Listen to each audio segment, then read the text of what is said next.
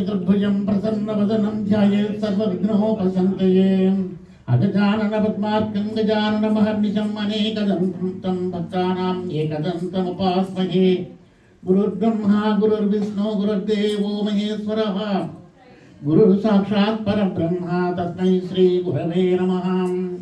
पूजन्तं राम रामेति मधुरं मधुराक्षरम् आरुह्य कविताशाखां वन्दे वाल्मीकिकोकिलम्। वैदेही सहितं सुरद्रुमतले हैमे महामण्डपे मध्ये पुष्पकमासने मणिमये वीरासने संस्थितम्। अग्रे वाजयति प्रभञ्जनसुते तत्त्वं मुनिभ्यः परम्। याज्ञान्तं भरतादिविः परिवृतं रामं भजे श्यामलम्। वामाङ्कस्थितपरिव जानकी परिनिलसत्कोदण्डदण्डं करे चक्रं चोर्ध्वकरेण बाहुयुगले शङ्खं शरं दक्षिणं बिभ्राणं जलजातपत्रनयनं भद्राद्रिमूर्तिं स्थितं केयूराद्रिविभूषितं रघुपतिं सौमित्रियुक्तं भजे। वाल्मीकिर्मुनिसिंहस्य कवितावनचारिणः शृण्वन् रामकथानादं को न याति पराङ्गतिं। गोष्पदीकृतवाराशं मसिकीकृतराक्षसं रामायणं महामालारत्नं वन्दे अनिलात्मजं। यत्र यत्र रघुनाथकीर्तनं तत्र तत्र कृतमस्तकाञ्जलिं बाष्पवारि परिपूर्णलोचनं मारुतिं नमुत रामसन्तकम्। ఎక్కడ రామాయణం, ఎక్కడ రాముల వారి చరిత్ర, ఎక్కడ సీతాదేవి చరిత్ర ఇవి చెప్పుకుంటున్నాము, అక్కడికి ఏదో రూపంలో హనుమంతుడు వచ్చి ఎక్కడో ఒక చోట కూర్చుని రామ కథని శ్రవణం చేసి తిరిగి ఇక్కడ ఎవరైతే చెప్తున్నారో వాళ్ళు లేచి వెళ్ళిపోయేటప్పుడు ఆ హనుమంతుడు ఆనంద బాష్ప కళ్ళమట నీళ్లు కొన్ని బాగా దుఃఖంలోనూ వస్తాయి, సంతోషంలోనూ వస్తాయి. మన కుర్రాడు ఐఏఎస్ పాస్ అయ్యాడు అనేటప్పుడు కళ్ళమటి నీళ్లు బుటబుటా కారిపోతాయి.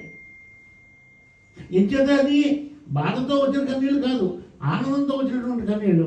అలాగే ఏదైనా దుఃఖం వచ్చినా కానీ కన్నీళ్ళు వస్తాయి. ఆ విధంగా హనుమంతుడు కన్నీళ్లు కారుస్తూ తిరిగి చూస్తూ మళ్ళీ ఎప్పుడు నేను ఈ రామకథ వింటాను. రాముడు చిరంజీవి, హనుమంతుడు చిరంజీవి.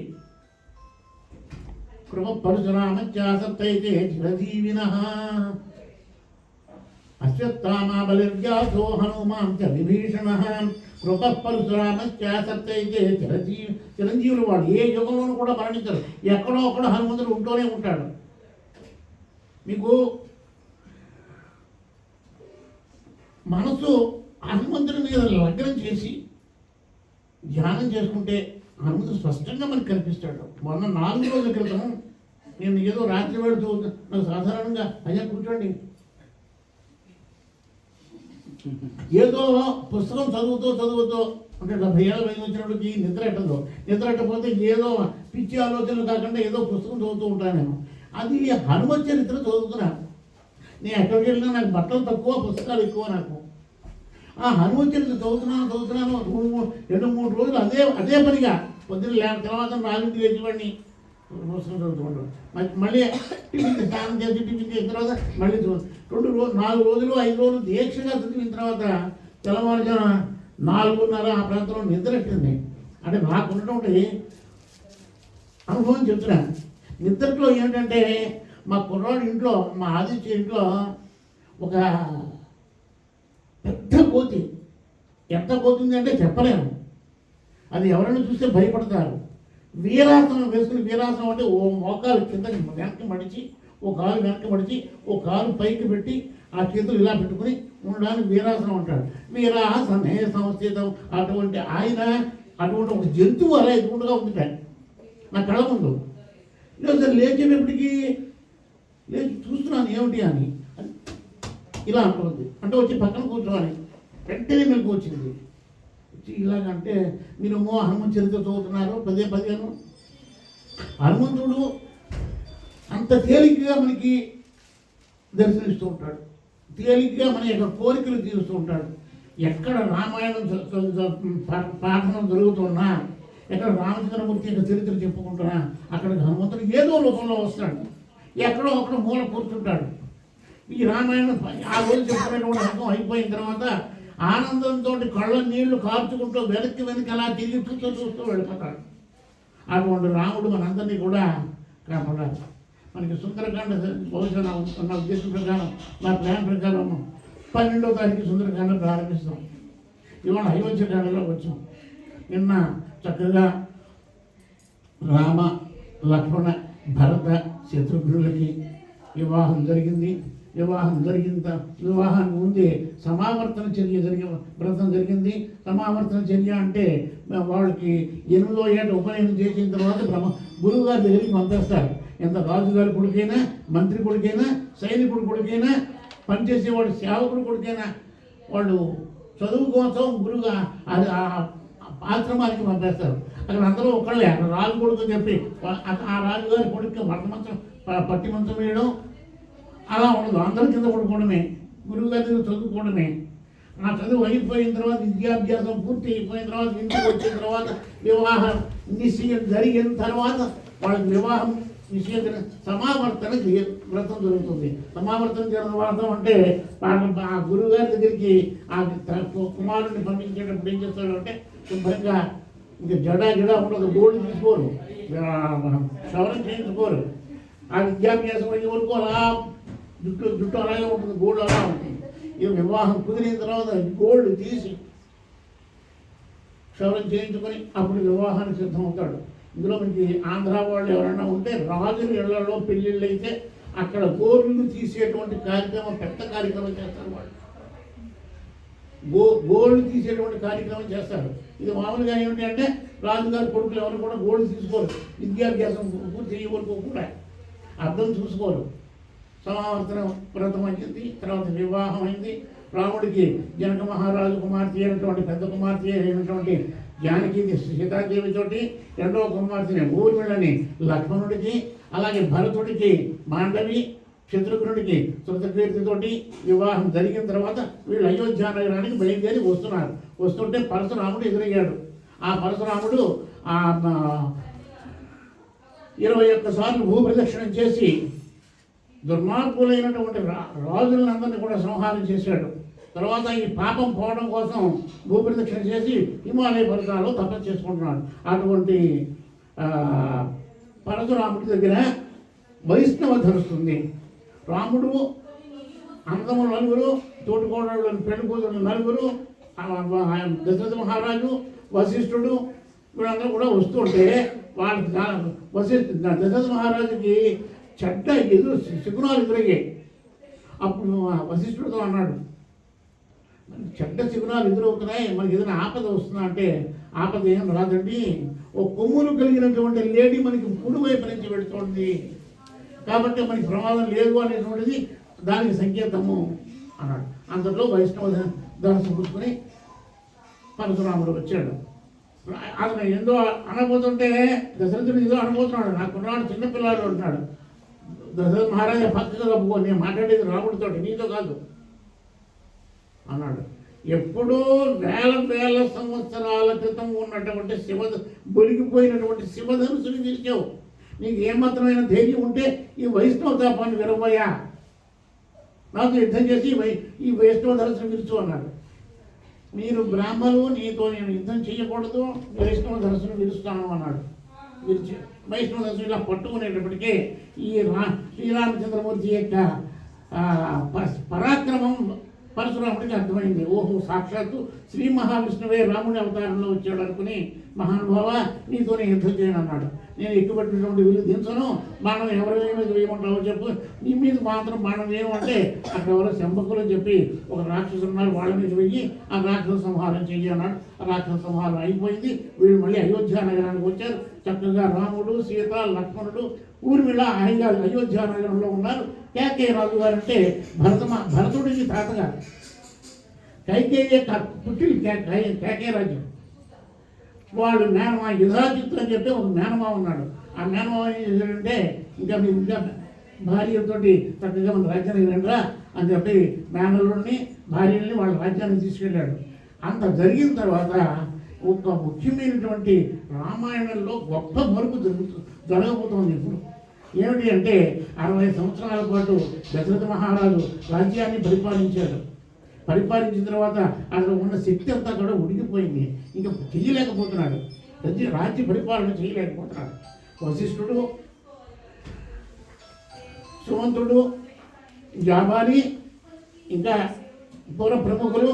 వశిష్ఠుడు అంటే కులగురు, వామదేవుడు కులగురు, జాబాలి కులగురు, మంత్రులు, సుమంతుడు మంత్రి, ఇంకా సామంతరాజులు, పూర్వ ప్రముఖులు అందరినీ ఓ చోట ఇలా సమావేశం పరిచి వాళ్ళు ఏమన్నారంటే, నాకు పెద్ద వయసు వచ్చింది, రాజ్యభారం చెయ్యలేకపోతున్నాను. పైగా మాకేమిటంటే ఒక ఇబ్బంది ఏమొచ్చిందంటే, అష్టగ్రహాలు నాకు వ్యతిరేకంగా ఉన్నాయి, గ్రహాల యొక్క నడక వ్యతిరేకంగా ఉంది, నాకు అనేకమైనటువంటి దుస్వప్నాలు వస్తున్నాయి. కాబట్టి దయచేసి నేను రాజ్యాన్ని పరిపాలించలేకపోతున్నాను. ఇప్పుడు నన్ను ఏం చేయమంటారు అంటే, అప్పుడు వాళ్ళ సుమంతుడు, మంత్రులు, సామంతులు, దండనాయకులు, సేనాపతులు, పూర్వ ప్రముఖులు ఏమన్నారంటే, రాముడికి పట్టాభిషేకం చేయండి, అన్ని విధాలా తగినవాడు అయితే అని చెప్పి అందరూ సలహాలు చెప్పారు. రామచంద్ర మహారాజుకి చెయ్యి అన్నారు, రాముడికి పట్టాభిషేకం చేద్దామని చెప్తాం అనుకుంటున్నాడు. అయితే అక్కడ భరతుడు, శత్రుఘ్నుడు తాతగారి ఇంటి దగ్గర ఉన్నారు.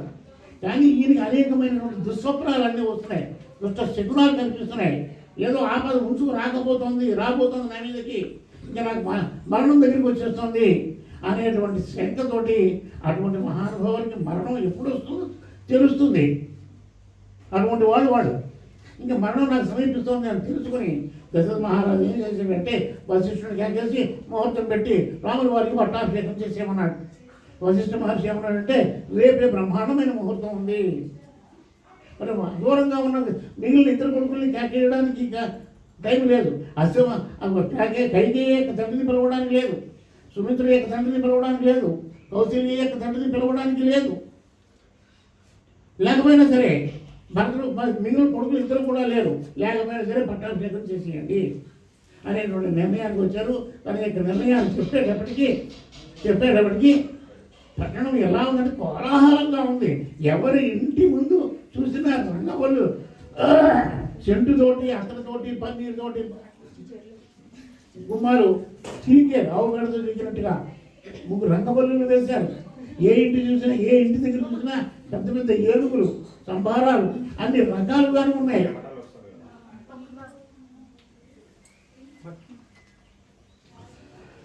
పట్టణం అంతా కూడా చాలా కోలాహలంగా ఉంది. ఎవరి ఇంట్లో చూసినా చాలా గడుపుగా మరింట్లోనే పండగ జరుగుతోంది. సంక్రాంతి పండుగ జరిగితే ఎలా ఉంటుందో అలాగా ప్రతి ఎవరు ముట్టుకువాడు ఈ పండగ మాదే అనుకుంటున్నా చాలా కోలాహలంగా అంత కోలాహలంగా ఉన్నటువంటి సందర్భంలో ఒక విచిత్రమైనటువంటి ఘట్టం జరిగింది. అక్కడ ఏమిటి అంటే, కైకేయికి పూర్వకాలంలో కూతురికి పెళ్లి చేసిన తర్వాత వాళ్ళకి ఇచ్చేటువంటి సారితో పాటుగా పని మనుషులు కూడా ఇస్తారు, చెలికత్తెలు ఇస్తారు, రథాలను ఇస్తారు, వాళ్ళ యొక్క శక్తి సామర్థ్యాన్ని బట్టి బంగారం ఇస్తారు, తర్వాత గుర్రాలు ఇస్తారు, సైనికులు కూడా ఇస్తారు. ఆ విధంగా కైకేయికి వివాహం అయిన తర్వాత అత్తవారు దశరథ మహారాజుతో వచ్చేటువంటి సందర్భంలో జరిగింది ఏమిటంటే, ఒక మందర అనేటువంటి దాసిని కూడా పంపించారు. ఆవిడ మహాగూని మనిషి, అది ఉంగిపోయినది, చాలా తెలివైంది. ఆవిడ కూడా వచ్చింది. సరే, వాళ్ళ దగ్గర ఉంటుంది. రాజ్య ప్రాకారం మీద ఎవరి మటుకు వాళ్ళకి ప్రాకారాలు ఉంటాయి. ప్రాకారం చూస్తే అయోధ్య నగరంలో ఎవరు నిద్రపోవట్లేదు. ఏ ఇంటి దగ్గర చూసినా సందడి సమావేశాలే ఉన్నాయి. ఎంత కోలాహలంగా ఉందో పట్టణం. ఈవిడికి ఏమిటో అర్థం కాలేదు. అక్కడ వశిష్ఠ మహర్షి శ్రీరాముని కేకేసి, ఏమయ్యా రామభద్ర, నీకు రేపు పట్టాభిషేకం జరుగుతుంది, నాన్నగారికి ఆరోగ్యం క్షీణిస్తుంది, అంచేత వెంటనే పట్టాభిషేకం చేయాలి అన్నారు. అంచేత రేపు పొద్దున పట్టాభిషేకం, అంచేత ఇవాళ రాత్రి మీరు చేయవలసినటువంటి అనుష్ఠానాన్ని కూడా చేసుకుని నువ్వు భార్య రాత్రి ఉపవాసం భోజనం చేయకుండా అధశయనం చేసి ఈ బ్రహ్మచర్య నియమాలు పాటించి ఉండండి, తెల్లవారు నీకు పట్టాభిషేకం జరుగుతుంది అన్నాడు. సరే అన్నాడు.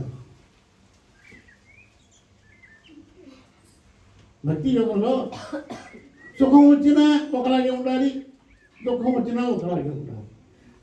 శీతోష్ణ సుఖ దుఃఖేషు సమసంగ వివర్జిత అన్నారు భగవద్గీతలో భక్తి యోగంలో. అటు సుఖం వచ్చినా ఒకలాగే ఉండాలి, సుఖాలు వచ్చినప్పుడు పొంగిపోవడం, దుఃఖాలు వచ్చినప్పుడు కుంగిపోవడం కాదు మహాత్ముని యొక్క లక్షణం. ఆ సుఖాలలోనూ దుఃఖాలలోనూ ఒకలాగే ఉండాలి. రాముడికి ఎక్కసి నీకు పట్టాభిషేకం అలాగే అంటే నాన్నగారు అన్నాడు. అయిపోయింది. ఈ మందర మేడం ఈ పట్టణ వాళ్ళ యొక్క రాజభవనం పైనుంచి చూసేటప్పటికి కోలాహలంగా ఉంది. అక్కడ చెలికెత్తిని అడిగింది. అక్కడ ఉన్నటువంటి పని వాళ్ళని ఏమిటి ఇంత హడావిడిగా ఉంది అయోధ్యానగరం అనేటప్పటికీ ఆవిడ ఏమందంటే రాముల వారికి పట్టాభిషేకం తెల్లవారితే. సరే బాగుంది. వెంటనే తన యజమానురాలైనటువంటి కైకేయి దగ్గరికి వచ్చింది. కైకేయి ఎటువంటిది? రాముడు కౌశల్య దగ్గర పెరగలేదు, కైకేయి దగ్గర పెరిగాడు. రోజు పొద్దున్నే అన్నం పెట్టాలంటే కైకేయి పెట్టాలి. తల్లి పెడితే తినేవాడు కాదుట. రాముడు లక్ష్మణుడు చెట్టు తల్లి దగ్గర కైకేయి అన్నం పెట్టాలి. యుద్ధ విద్యలు కైకేయే నేర్పాలి. యుద్ధ విద్యలు బాణం ఎలా తీయాలి, ఉపసంహారం ఎలా చేయాలి, ఈ విషయాలన్నీ ఇప్పుడు కైకేయి నేర్పుతుంది. ఇంచుమించు వశిష్ఠుడు గురువైనా కానీ, వశిష్ఠ మహర్షి గురువైనా కానీ కైకేయే పెంచుతూ ఉండేది. కైకేయి అన్ని విద్యలు కూడా నేర్పుతూ ఉండేది. అటువంటి కైకేయి దగ్గరికి వెళ్ళింది మందర. ఆవిడ గూని మనిషి. వెళ్ళి అమ్మ కైకా అంది. ఏమిటి అంది? పట్టణం అంతా ఇంత కోలాహలంగా ఉంటే ఏం జరుగుతుందో నీకు తెలీదా? ఏమిటి అడావుడు? తెల్లవారితే నువ్వు ఎవరి అందరి భార్యలోకి 350 మంది భార్యలు దశరథ మహారాజు. ప్రధాన భార్యలు 3, కౌశల్య, సుమిత్ర, కైకేయి. వీళ్ళు కాకుండా 300. మీ అందరికీ ఒక అనుమానం వస్తుంది. ఏమిటి ఇంతమందిని పెళ్లి చేసుకున్నాడు, అటు కృష్ణుడు పెళ్లి చేసుకున్నాడు, ఇప్పుడు దశరథ మహారాజు పెళ్లి చేసుకున్నాడు. ఏమిటండి మనం ఇప్పుడు పెళ్లి చేసుకుంటాడేమో వెంటనే కోర్టులో వేసేస్తాడు. అదేంటంటే రాజాను బహువల్లభ, రాజులు అనేక మందిని వివాహం చేసుకోవచ్చు. అంటే రాముడు చేసుకోలేదు. రాముడు ఏకపత్ని వృత్తుడే, రాముడు చేసుకోలేదు. ఇంకో విచిత్రం ఏమిటి అంటే, చాలా విచిత్రమైనటువంటి విషయం, రాముడు చేసుకోలేదు. కానీ రాముని యొక్క కొడుకులు 2, లవుడు కుశుడు. లక్ష్మణుడికి 2 కొడుకులు, భరతుడికి 2 కొడుకులు, శత్రుఘ్నుడికి 2 కొడుకులు. వీళ్ళందరికీ కూడా 2 వివాహాలు జరిగాయి. రాముడే దగ్గర ఉండి జరిపించాడు. ఈ ఘట్టం అంతా కూడా మనం ఎక్కడ వస్తుంటే ఉత్తరాఖండలో వస్తుంది. రామాయణం 6 ఖండలు. బాలకాండ నేను చెప్పుకుంటాం. ఇవాళ మనం అయోధ్యకాండ చెప్పుకుంటున్నాం. ఎల్లుండే రేపు అరణ్యకాండ చెప్పుకుంటాం. తర్వాత కిష్కింధకాండ, తర్వాత సుందరకాండ. సుందరకాండతో 6 ఖండలు అయిపోయాయి. 7వ ఖండ ఉత్తరాఖండ. ఆ ఉత్తరాఖండలో వస్తుంది. అప్పుడే మనకు అనుమానం వస్తుంది. ఏమిటి రాముడు ఏకపత్నుడే, లక్ష్మణుడు ఒక ఆవిడనే పెళ్లి చేసుకున్నాడు, భరతుడు ఒక ఆవిడనే పెళ్లి చేసుకున్నాడు, శత్రుఘ్నుడు ఒక ఆవిడనే పెళ్లి చేసుకున్నాడు. కానీ వీళ్ళ కొడుకులు మాత్రం 4కి 4 రోళ్ళు 8 మంది కొడుకులు. 8 మందికి 8 రోళ్ళు 16 మంది భార్యలు. ఒక్కొక్క భార్యకి 15 మంది కొడుకులు పుట్టారు. వీళ్ళందరికీ కూడా రాజ్యాలు ఇచ్చాడు. ఇవన్నీ కూడా రాముడే దగ్గర కుటుంబ పెద్ద దశరథ మహారాజు పోయిన తర్వాత కుటుంబ పెద్ద అయినటువంటి రాముడే ఈ కార్యక్రమాలన్నీ దగ్గరుండి జరిపించాడు. మరి ఎందుకు జరిపించాడు అంటే రాజానో బహువల్లభ, రాజులు అనేక మంది భార్యలు ఉంటారు. ఈ 350 మంది భార్యలు, ఈ కౌశల్య, కైకేయి, సుమిత్ర, వాళ్ళ కంటే వీళ్ళు ముఖ్యమైన వాడు. కానీ అసలు మహారాణి ఎవరు అంటే కౌశల్య. కౌశల్యకి గౌరవ పెట్టారు. కౌశల్య విషయం తెలిసేటప్పటికీ ఎవరు చెప్పారు విషయం? దశరథ మహారాజు చెప్పలేదు, రాముడు చెప్పలేదు. రాముని యొక్క స్నేహితులు గబగబా నేను ముందు మన పిల్లలు పరిగెత్తుకుంటూ వెళ్ళిపోతారు. చూసారా? అలాగా ఆ రాముని యొక్క స్నేహితులు పరిగెత్తుకుంటూ వెళ్ళి కౌశల్యగా చెప్పారు. అమ్మా అన్నారు. ఏంటంటే మన రాముడికి పట్టాభిషేకం చేస్తున్నారు. ఆవిడ వెంటనే ధ్యానంలోకి వెళ్ళిపోయింది. వాళ్ళ కులగురువు లక్ష్మీనారాయణ ఆ కులగురువు దగ్గరికి వెళ్ళిపోయింది. వెళ్ళిపోయి కళ్ళు మూసుకుని ధ్యానంలో మునిగిపోయింది. ధ్యానం చేస్తుంది ఆవిడ. ఆహా, దశరథ మహారాజు తాను చేసినటువంటి కార్యక్రమానికి పరిపూర్ణత ఏర్పడుతుంది. పెద్ద కొడుకు పట్టాభిషేకం చేస్తున్నాడు, ఆయనకి పెద్దవారు అయిపోయారు అనేటువంటి ధోరణితోటి ఆవిడ ధ్యానం చేసుకుంటుంది. వాళ్ళు ఆగారు కాసేపు. ఆవిడ ధ్యానం అయిపోయిన తర్వాత కళ్ళు తెరిచి చూసిన తర్వాత రాముడు వచ్చాడు. అమ్మ ఇలా జరిగింది చెప్పాడు. దశరథ మహారాజు కూడా చెప్పాడు. ఎంత కౌశల్య అయినా కానీ రాముడు వారికి కైకేయి అంటే విపరీతమైనటువంటి వ్యామోహం. ఎందుచేత కైకేయి అంటే అంత వ్యామోహము అంటే కౌశల్యతో సంసారం చేసిన తర్వాత సంతానం కలగలేదు. సంతానం కలగకపోతే మరలా ఏం చేశాడంటే సుమిత్రని వివాహం చేసుకున్నాడు. ఆ సుమిత్ర వాళ్ళ కడ వివాహం కలగలేదు. ఆఖరిని కైకేయిని వివాహం చేసుకున్నాడు. కైకేయి వాళ్ళ ఆవిడ ముద్దుల భార్య. కైకేయి దగ్గరికి దశరథ మహారాజు వచ్చాడు. ఇంకా అప్పుడే రాలేదు. ఈ మందర ఏం చేసిందంటే కైకేయికి అమ్మ తెల్లవారితే రోజువారి పట్టాభిషేకం ఉంది. వెంటనే మెడలోంచి ఆ ముత్యాల హారాన్ని తీసి ఈ మందర యొక్క చేతిలో పెట్టింది. ఆనందం. కౌశల్య కంటే ఎక్కువ ఆనందపడింది కైకేయి. ఆ ఆనందంతో అది విలువైనటువంటి ముత్యాల గురుసు ఈ హారాన్ని చేతిలో పెట్టింది, మందర చేతిలో పెట్టింది. ఎప్పుడైతే మందర చేతిలో పెట్టిందో మందర హారాన్ని విసిరేటువంటి కైకేయికి కోపం వచ్చింది. ఏమిటి మందరాలు చేసి పని ఏమిటి? అవునమ్మా, నేను చేసిన పని ఏమిటి అనడంతో నేను చేసిన తప్పే నీకు కనిపిస్తుంది. నీ ప్రియమైనటువంటి భర్త దశరథ మహారాజు చేసినటువంటి తప్పు కనబడట్లేదా?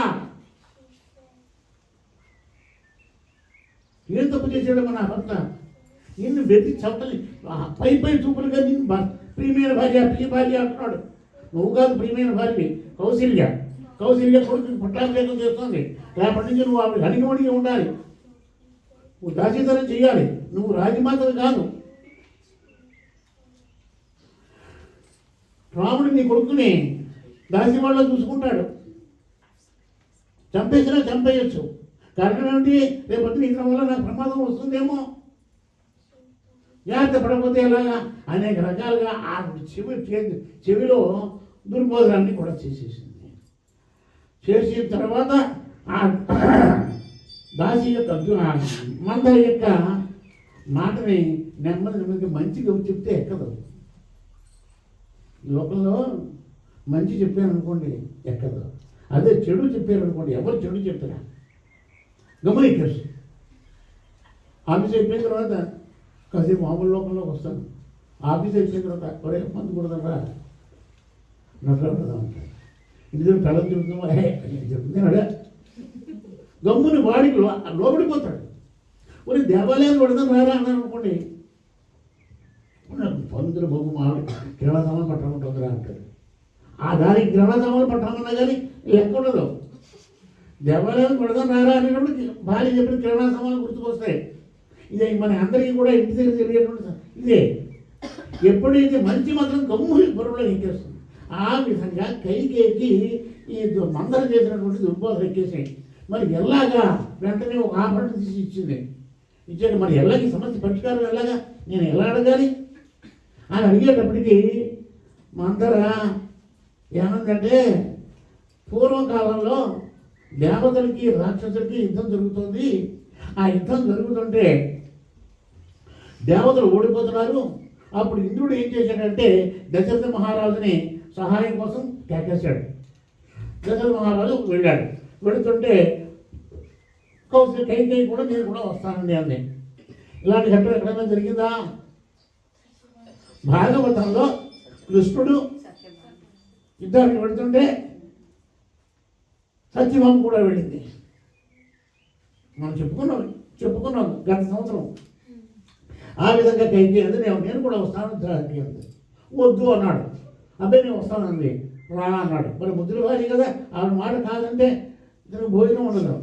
రా అన్నాడు. మొత్తం మీద రథం మీద దేవలోకానికి వెళ్ళారు, యుద్ధం చేశారు. ఆ యుద్ధం చేస్తుంటే రాక్షసుల బలం ఎక్కువైపోతుంది. ఆ సమయంలో దశరథ మహారాజు మూర్చిపోయాడు. మూర్చిపోతే అప్పుడు రథాన్ని నడిపింది ఎవరు అంటే కైకేయి.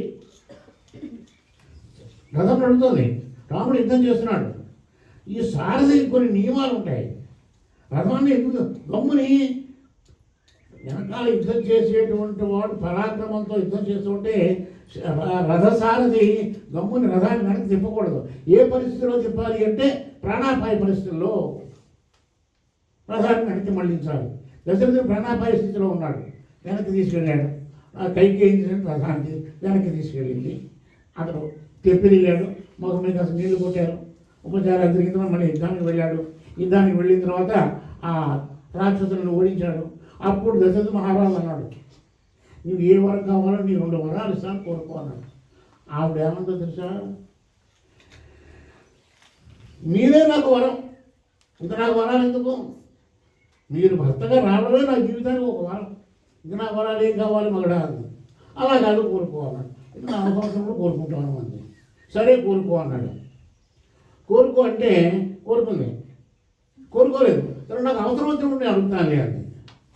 ఇప్పుడు మందర చెప్తుంది, దేవదాన యుద్ధంలో నీ భర్త నీకు 2 వరాలు ఇచ్చాడు. ఇప్పుడు ఆ వరాలు కోరు. ఏమిటి? మొట్టమొదటి వరం రాముడిని 14 సంవత్సరాలు అరణ్యవాసం చేయడం. రెండవ వరం నీ కొడుకైనటువంటి భరతుడికి పట్టాభిషేకం చేయడం. ఈ 2 వరాలు కోరు అన్నాడు. ఇది ఆడదనే బాబు, నేను మా ఆయన మొహం చూస్తే నేను నా ఒళ్ళు నాకే తెలియదు, అంత ప్రేమగా మాట్లాడతాడు, నేను అంత ప్రేమగా ఉంటాను. ఏం ప్రేమగా ఉంటావో నాకు తెలియదు. ఇప్పుడు మనకైతే ఒకటే బెడ్రూమ్, ఆ బెడ్రూమ్లోనే భోజనం చేస్తాం, అక్కడే పడుకుంటాం. నా గుడ్డుగా ఎవరు వస్తే ఆ పక్కన కుర్చీ వేసి కూర్చోబెడతాం. మరి రాజుకి అలా కాదు కదా, భోజనానికి ఓ భవనం ఉంటుంది. మరి మంత్రులు ఎవరైనా వస్తే వాళ్ళతో మాట్లాడడానికి ఒక భవనం ఉంటుంది, నిద్రపోవడానికి ఒకటి ఉంటుంది, కోపగృహం ఒకటి ఉంటుంది. కోపగృహం వస్తే భర్త మీద కోపం వస్తే దూరంగా వెళ్ళి పడుకోవడానికి కోపగృహం. ఇలాంటి కోపగృహాలు మీరు ఎవరైనా కట్టుకుంటే మాత్రం వాటిని ఉపయోగించకండి దయచేసి. కోపగృహాలు మీ ఇంట్లో ఉంటే ఒక గది ఒకళ్ళు మీరు దాన్ని కట్టుకోకపోయినా ఒక గదిని ఏర్పాటు చేసుకుని ఆ గదిలో వెళ్ళి ఆ మూడు మీద కోపం వెళ్ళి ఉన్నారు అంటే ఇక్కడ వీళ్ళు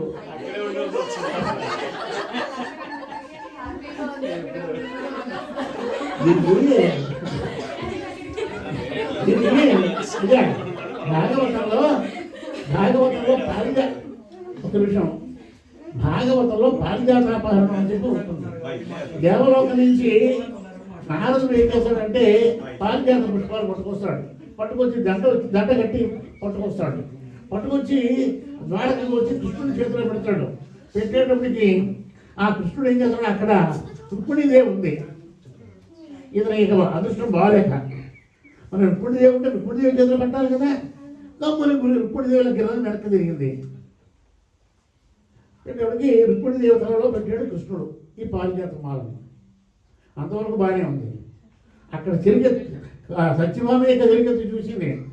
వెంటనే వెళ్ళిపోయి సత్యభామకి చెప్పేటప్పటికి కృష్ణుడు గమనిస్తున్నాడు, కొమ్మ మురిగిపోయింది అనుకున్నాడు. అప్పటికే ఈవిడ పాపగృహంలోకి వెళ్ళిపోయింది. అందుకే శ్రీకృష్ణుడు వెళ్ళాడు పాపగృహంలోకి. వెళ్ళేటప్పటికి పారిజాతాపహరణలో ఉంది. అరవి నివ్రేటు వడ్డ యురగంజన ఎంబలి నిజమోయ భగ్గున ధరికొన్న భీషణ హుతాసన కీల. తాచుపాము తొక్కితే వయసులో ఉన్నటువంటి తాచుపాముని తొక్కి తోక మీద అడిగేస్తే అది ఒక్కసారి ఎలా పడక తిప్పుతుంది. తర్వాత అగ్నికుండంలో ఆ మాత్రం ఆవరి వేస్తే ఒకసారి అగ్నికిరణలు ఎలా అనవి నివ్రేటు వడ్డ యురగంజన వ్రేటు వడ్డ దెబ్బ తిన్నటువంటి ఊరగాంగన వలి ఓలే. ఊరగాంగన అంటే పాము, వయసులో ఉన్నటువంటి కోడి పాము. ఏ విధంగా దెబ్బ తింటే కోడి పాము తరగా పద్మోత్సవానికి ఏదో దెబ్బ తిన్నా ఇది ఒకసారి పడగల పైకి అనవి నివ్రేటు వడ్డ యురగాంగన ఎంబలి నేజబోయ. అక్కడ ఒక ఉదాహరణ చూపించాడు దూర్చుడి వారు పారిజాతాపహరణలో. రెండో ఉదాహరణ ఏం చూపించాడంటే నేజబోయ భగ్గున ధరికొన్న భీషణ హుతాసన కీల. భయంకరమైనటువంటి అగ్నిజాలు ఎలా లేచిందో సత్యభామ అలా లేచిందంటే కోపగ్రహం. సరే అప్పుడు అప్రస్తుతం కోపగృహాలు అప్పుడు ఆ కాలంలో రాజులు ఉంటే మనం రాజులు కాదుగా, మనకి కోపగృహాలు అవసరం లేదు. ఈ విధంగా కైకేయి కోపగృహంలోకి వెళ్ళింది. ఆ కోపగృహంలో కూడా కోపగృహంలో కూడా ఎలా ఉంటుందంటే కైకేయి నల్లటి చీర కట్టుకుంది, జుట్టు విరబోసుకుంది. అంటే నేను ఎవరిని విమర్శించను,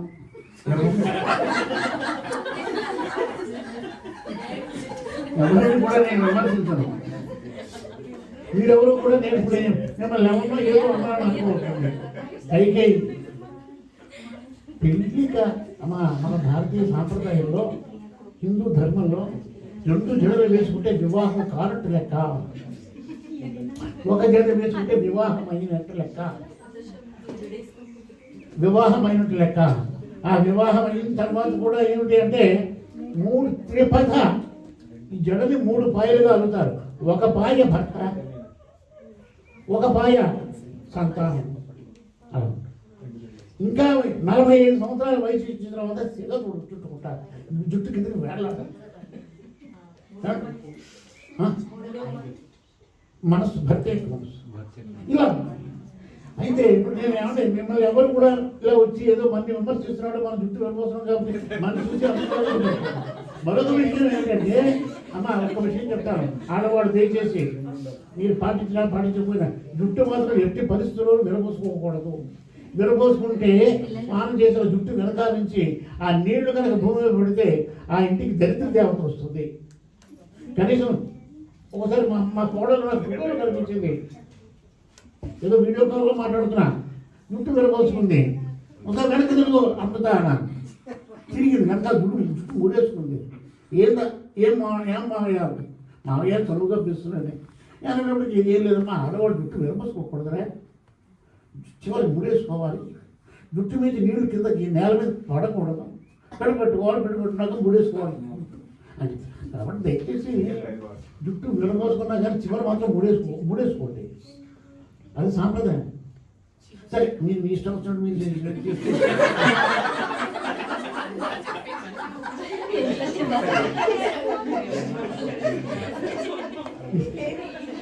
ఈవిడ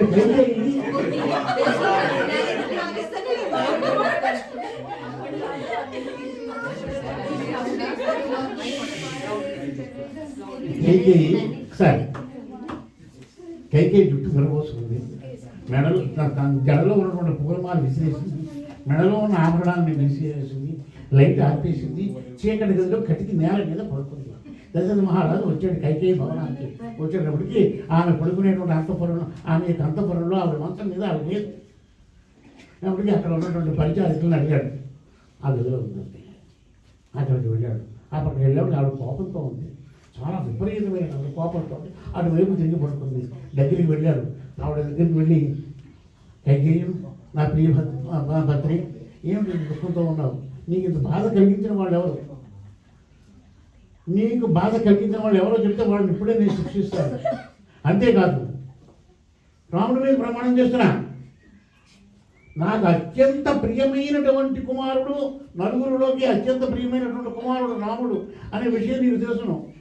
రాముడి మీద ప్రమాణం చేస్తున్నాను, నీకు ఎటువంటి ఆపద కలిగిందో చెప్తే ఆపదను నేను పోగొట్టాను అని ఒకసారి కాదు 3 సార్లు అన్నాడు. రాముడి మీద ప్రమాణం చేస్తున్నాను, రాముడి మీద ప్రమాణం చేస్తున్నాను 3 సార్లు అన్న తర్వాత కైకేయికి నెమ్మదిగా లేచింది. నాగా మీరు ప్రమాణం చేశారు, మీరు వంశం చాలా సూర్యవంశం, చాలా గొప్ప వంశం, మీరు ప్రమాణం చేశారు, మాట తప్పనన్నారు, పైగా మీకు ఇష్టమైనటువంటి రాముడి మీద ప్రమాణం చేశారు అని ఆవిడ ఏమంది అంటే, ద్వాదశాదిత్యులు, సూర్యుడు 12 మంది ఉన్నారు. ఈ ద్వాదశాదిత్యులు, ఏకాదశ రుద్రులు, అష్టవసువులు, కవల పిల్లలైనటువంటి అశ్విని దేవతలు, సూర్యచంద్రులు, రాత్రింపగళ్ళు, అహోరాత్రములు అంటే రాత్రింపగళ్ళు, 4 తూర్పు పడమర ఉత్తర దక్షిణం 4 దిక్కులు. తర్వాత వీళ్ళందరూ సాక్షులు మీరు అన్న మాటకి. చూడండి ఆవిడ ఎంత ప్లాన్గా తెచ్చిందో. అంతేకాదు గంధర్వులు, యక్షులు, కిన్నరులు, కింపురుషులు, నాగులు, పంచభూతాలు ఇవన్నీ కూడా సాక్షులు. మీరు మాట తప్పరు. మీరందరూ కూడా ఓ దేవతలారా, ఓ కిన్నరులారా, ఓ కింపురుషులారా, ఓ గంధర్వులారా, దశరథ మహారాజు అన్నటువంటి మాటలకి మీరందరూ సాక్షులు అని చెప్పింది. మీ మాట నేను తప్పను అన్నాడు దశరథుడు. ఆ కొడుకు మీద ఇంకోసారి ప్రమాణం చేస్తున్నాడు. అప్పుడు నెమ్మదిగా నాథ, పూర్వం దైవాసుర యుద్ధంలో మీరు నాకు 2 వరాలు ఇచ్చారు.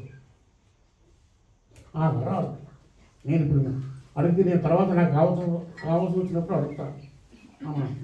కాబట్టి ఇప్పుడు అడుగుతున్నాను, నాకు 2 వరాలు ఇవ్వాలని కోరుతున్నాను. ఒకటో దేవుడి అంటే రాముడి 14 సంవత్సరాలు అరణ్యవాసం చేయించాలి.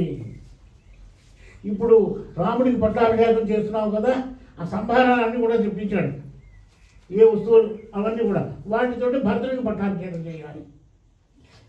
ఒక వరం రాముడికి అడవులకు వెళ్ళాలి, 2వ వరం భర్తనికి పట్టాభిషేకం చేయాలి అని ఈ 2 వరాలు అడిగేటప్పటికీ దశరథ మహారాజుకి నోట మాట రాలేదు.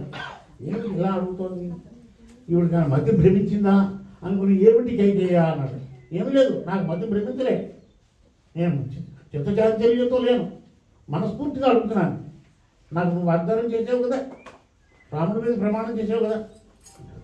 వెంటనే స్పృహ తప్పి పడిపోయాడు. ఇంచేత రాముడికి పట్టాభిషేకం చెయ్యలేకపోతున్నాను కాదు, రాముడికి పట్టాభిషేకం చెయ్యలేకపోతున్నాను, భరతుడికి పట్టాభిషేకం చేయిస్తున్నాను అనే బాధతోటి స్పృహ తప్పలేదు. రాముడిని అడవులకు వెళ్ళి పంపించేయాలి. భరతుడు కావాలంటే పట్టాభిషేకం చేస్తా నువ్వు కోరినట్టుగా, కానీ రాముడు మాత్రం అడవులకు పంపలేదు. నువ్వేమన్నావు, మాట తప్పకు, నువ్వు మాట తప్పినవాడు కాదు అన్నాడు. ఈయన స్పృహ తప్పి పడిపోయాడు. స్పృహ తప్పి పడిపోతే శైత్యోపచారాలు చేసేవాళ్ళు ఎవరున్నారు? మొహమే ఈవిడేమో నీళ్లు కొడుతుందా కైకేయి? అంత వరకు కోరేసాక ఎవరు కూడా శైత్యోపచారాలు చేయలేదు.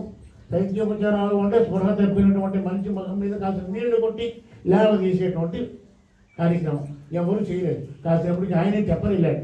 తెప్పరిల్లిన తర్వాత కైకేయి నువ్వు కోరిన వరం బాలేదు అన్నాడు. నువ్వు కోరిన వరాలు ఉపసంహరించుకో అన్నాడు. అసలు ఉపసంహరించుకునే ప్రశ్న లేదు అన్నాడు. ఏం లేదు అన్నాడు. ఇక్కడ ఒక్క విషయం మాత్రం మీ ముందు ఆవిష్కారం చేస్తారు, చాలా శ్రద్ధగా గమనించండి. రామాయణంలో ఎక్కడ మలుపు, ఎక్కడైనా సరే స్త్రీ వల్లే మలుపు దొరుకుతోంది. శూర్పణఖ, మొట్టమొదటి మందర, కైకేయి, శూర్పణఖ, వారి భార్య మండోదరి, ప్రతి చోట కూడా రామాయణం అసలు మందరికి వరం కైకేయి వరం కోరకపోతే రాముడు రాజ్యాభిషేకం చేసుకుంటే అసలు రామాయణం ఉందా? రామాయణం లేదుగా. ఏమండి, రామాయణం లేదుగా, మనం చెప్పుకోకలేదు కదా. రాముడి యొక్క గొప్ప, రాముడు ఎందుకు పుట్టాడు?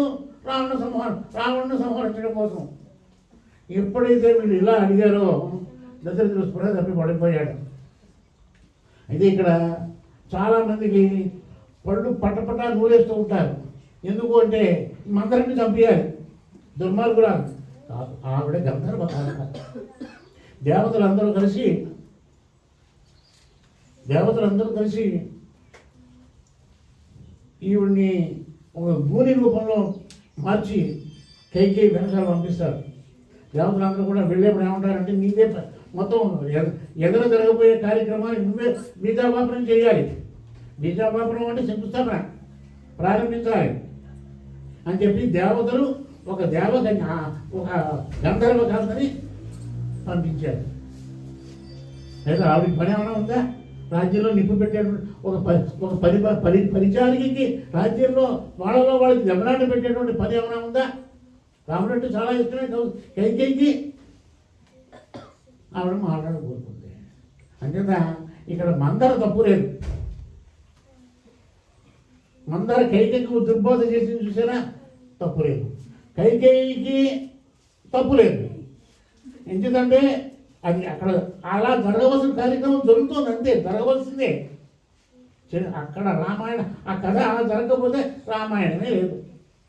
సరే, ఆ విధంగా జరిగిన తర్వాత రాముడు స్పృహ తప్పిన తర్వాత తెల్లవారు ఏమన్నా నిద్రపోయాడు, ఇంకా మెలకు రాలేదు. అప్పుడు వశిష్ఠుడు తెల్లవారుతుంది. బ్రాహ్మీ ముహూర్తంలో ఆయన ఎవరు వశిష్ఠుడు ఈ పట్టాభిషేకానికి కావలసినటువంటి సంభారాన్ని తీసుకుని బయలుదేరి వస్తున్నాడు.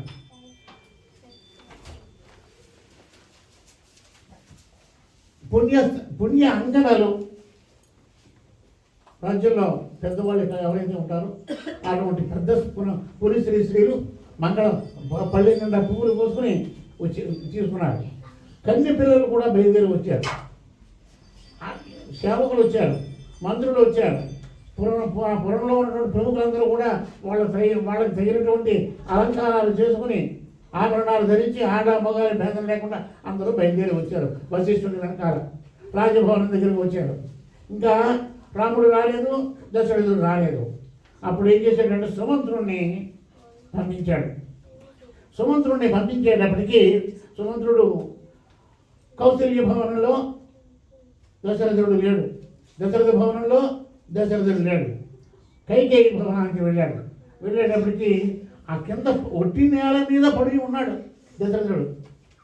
ఇక్కడ సుమంత్రుడికి ఏం చేయాలో అర్థం కాలేదు, ఏమిటో.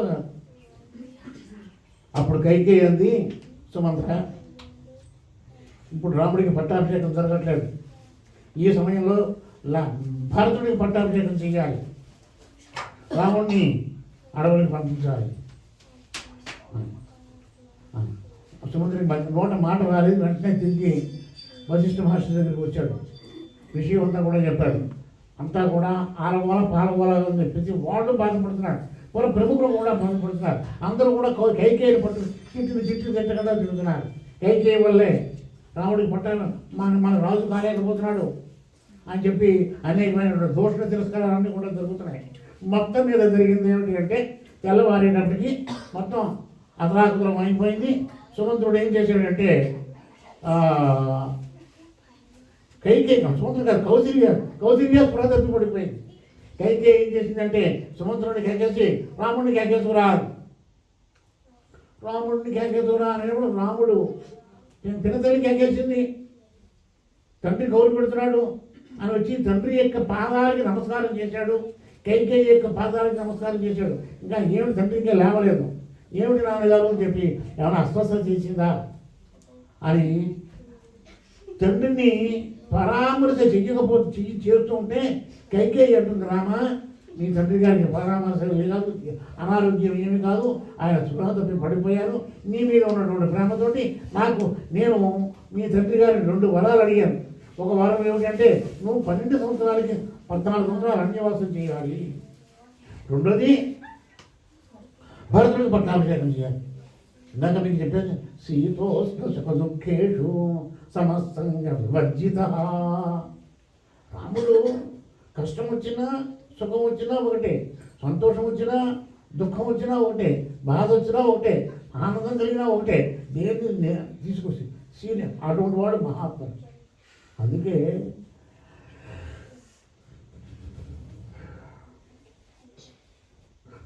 కంచెర్ల గోపన్న గారు దాసరథి చిత్రం రాశారు. ఆ దాసరథి చిత్రంలో గోపన్న గారు రాముడిని వర్ణిస్తాడు. ఏమిటండి, నువ్వు వచ్చిన తల్లి తండ్రికి తనోభవుడొక్కడే చాలు నేటి. నోములు నోచినటువంటి తల్లిదండ్రులకి రాముడు లాంటి కొడుకు ఒక్కడు చాలు. చాచని వాడు ఎవరి దగ్గర చేయి సాగలేదు, వేరొకడు చాచిన లేదా నాకు ఇచ్చువాడు, ఇంకోళ్ళు ఎవరైనా చేయి సాగితే లేదనకుండా ఇచ్చేటువంటి వాడు. నోరాచిని దంబగాని పలుపాడని వాడు, నోరు విప్పి సత్యమే పలుకుతాడు తప్ప అసత్యాలు ఎప్పుడు కూడా పలకలేదు. నోరాచిని దంబగాని పలుపాడని వాడు, రణంబులోన మేందాతని వాడు. యుద్ధంలో ఎప్పుడు కూడా శరీరం దాచుకోలేదు, వెనుకంజ వెయ్యలేదు రాముడు. ఎంతమందిని చెప్పినా కానీ తాను దెబ్బలు తిన్నా సరే రణంబులోన వెన్ను చూపిన వాడు.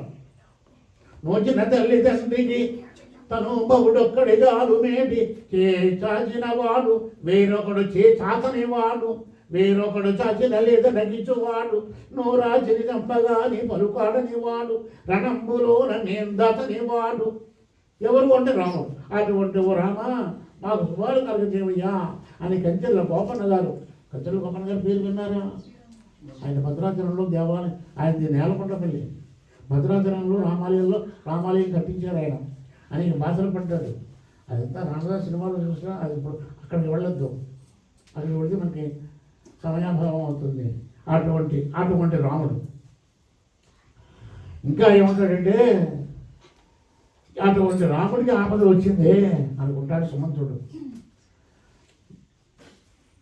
రాముడు వచ్చాడు, కైకేయి యొక్క మాటల్ని విన్నాడు. విన్న తర్వాత ఏమన్నాడంటే, అమ్మా నేను నాన్నగారు, నీ మాట అంటే నాన్నగారి మాటే, నేను అడవులకి వెళ్ళిపోతా, ఒకసారి నా తల్లికి చెప్పేసి పెడతాను అంటాడు. సరే అంటాడు. తల్లికి చెప్పేసి పెడతానని కౌశల్య భవనానికి వచ్చాడు. వచ్చేటికి ఆవిడ చాలా ఆనందంగా కొడుకు పట్టాభిషేకం జరుగుతుంది, ఆనందంతో గట్టిగా కాగలించుకునేటప్పటికీ, అమ్మా నువ్వు అధైర్యపడకుండా, నేను 14 సంవత్సరాలు అరణ్యవాసానికి వెళ్తున్నాను, ఇది నాన్నగారి యొక్క ఆజ్ఞ. భరతుడికి పట్టాభిషేకం జరుగుతుంది, ఇది కూడా నాన్నగారి యొక్క ఆజ్ఞ అని చెప్తే, నాకు అనుమతి ఇవ్వమ్మా. ఆవిడ స్పృహ తప్పి పడిపోయింది. ఏమిటి సడన్గా పట్టాభిషేకం జరిగేటువంటి కొడుకు అడవులకు వెళ్ళిపోతానమ్మా అంటున్నాడు, ఏమిటి అడవులకు వెళ్ళిపోతున్నాడు అంటున్నాడు ఏమిటమ్మా అని చాలా బాధపడి ఆవిడ కూడా స్పృహ తప్పింది. ఏం చేయాలో అర్థం కాదు. అప్పుడు కౌశల్య రామాయణంలో ఇక్కడ కౌశల్య మాట్లాడినటువంటి మాటలు, సీతాదేవి మాట్లాడినటువంటి మాటలు చాలా భారతదేశం యొక్క సాంప్రదాయాన్ని చెప్తాయి.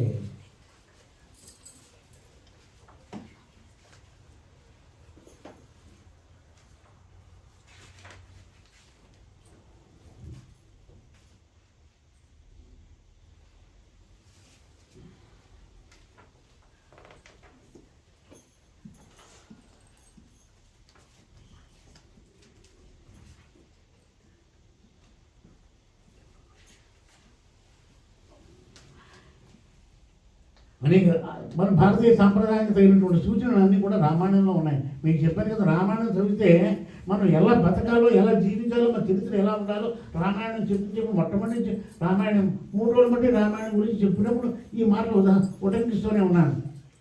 రాముడు అనేటప్పటికీ సీతా తల్లి ఏడుస్తుంది, అమ్మ నన్ను ఆశీర్వదించి పంపించమ్మా అంటాడు. తర్వాత సీతాదేవి వస్తుంది ఆనందంగా, ఇంకేదంటే కాసేపు పట్టాభిషేకం జరుగుతుంది. అప్పుడు సీతాదేవితో అంటాడు, సీత నువ్వు అయోధ్యలో ఉండు, నేను అడవులకు వెళతాను. మా నాన్నగారు నన్ను అడవులకు వెళ్ళమన్నారు, 14 సంవత్సరాలు అరణ్యవాసం చేయమన్నారు అనేటప్పటికీ సీతాదేవి అంటుందంటే, ఇంకా ఏమని చెప్తాడంటే, రేపు నీ మరిది గారు రాజుగారు అవుతున్నారు, నీ మరిది గారు నువ్వు వదిన అనే భావంతో ఉండకు, నువ్వు ఆయనకు లోబడి ఉండాలి, ఆయన ఆజ్ఞలు నువ్వు పాటించాలి. అంతేకాదు నా తండ్రి గారైనటువంటి దశరథ మహారాజుని, తల్లి గారైనటువంటి కౌశల్యాదేవిని, పినతల్లి సుమిత్రాదేవిని జాగ్రత్తగా చూసుకో, అయోధ్యలోనే ఉండు అంటాడు. అబ్బాయి నేను కూడా మీతో వస్తానండి అంటుంది. నువ్వు రావడానికి వీలు లేదు అంటాడు. వాళ్ళిద్దరికీ చాలా సంభాషణలు జరుగుతాయి.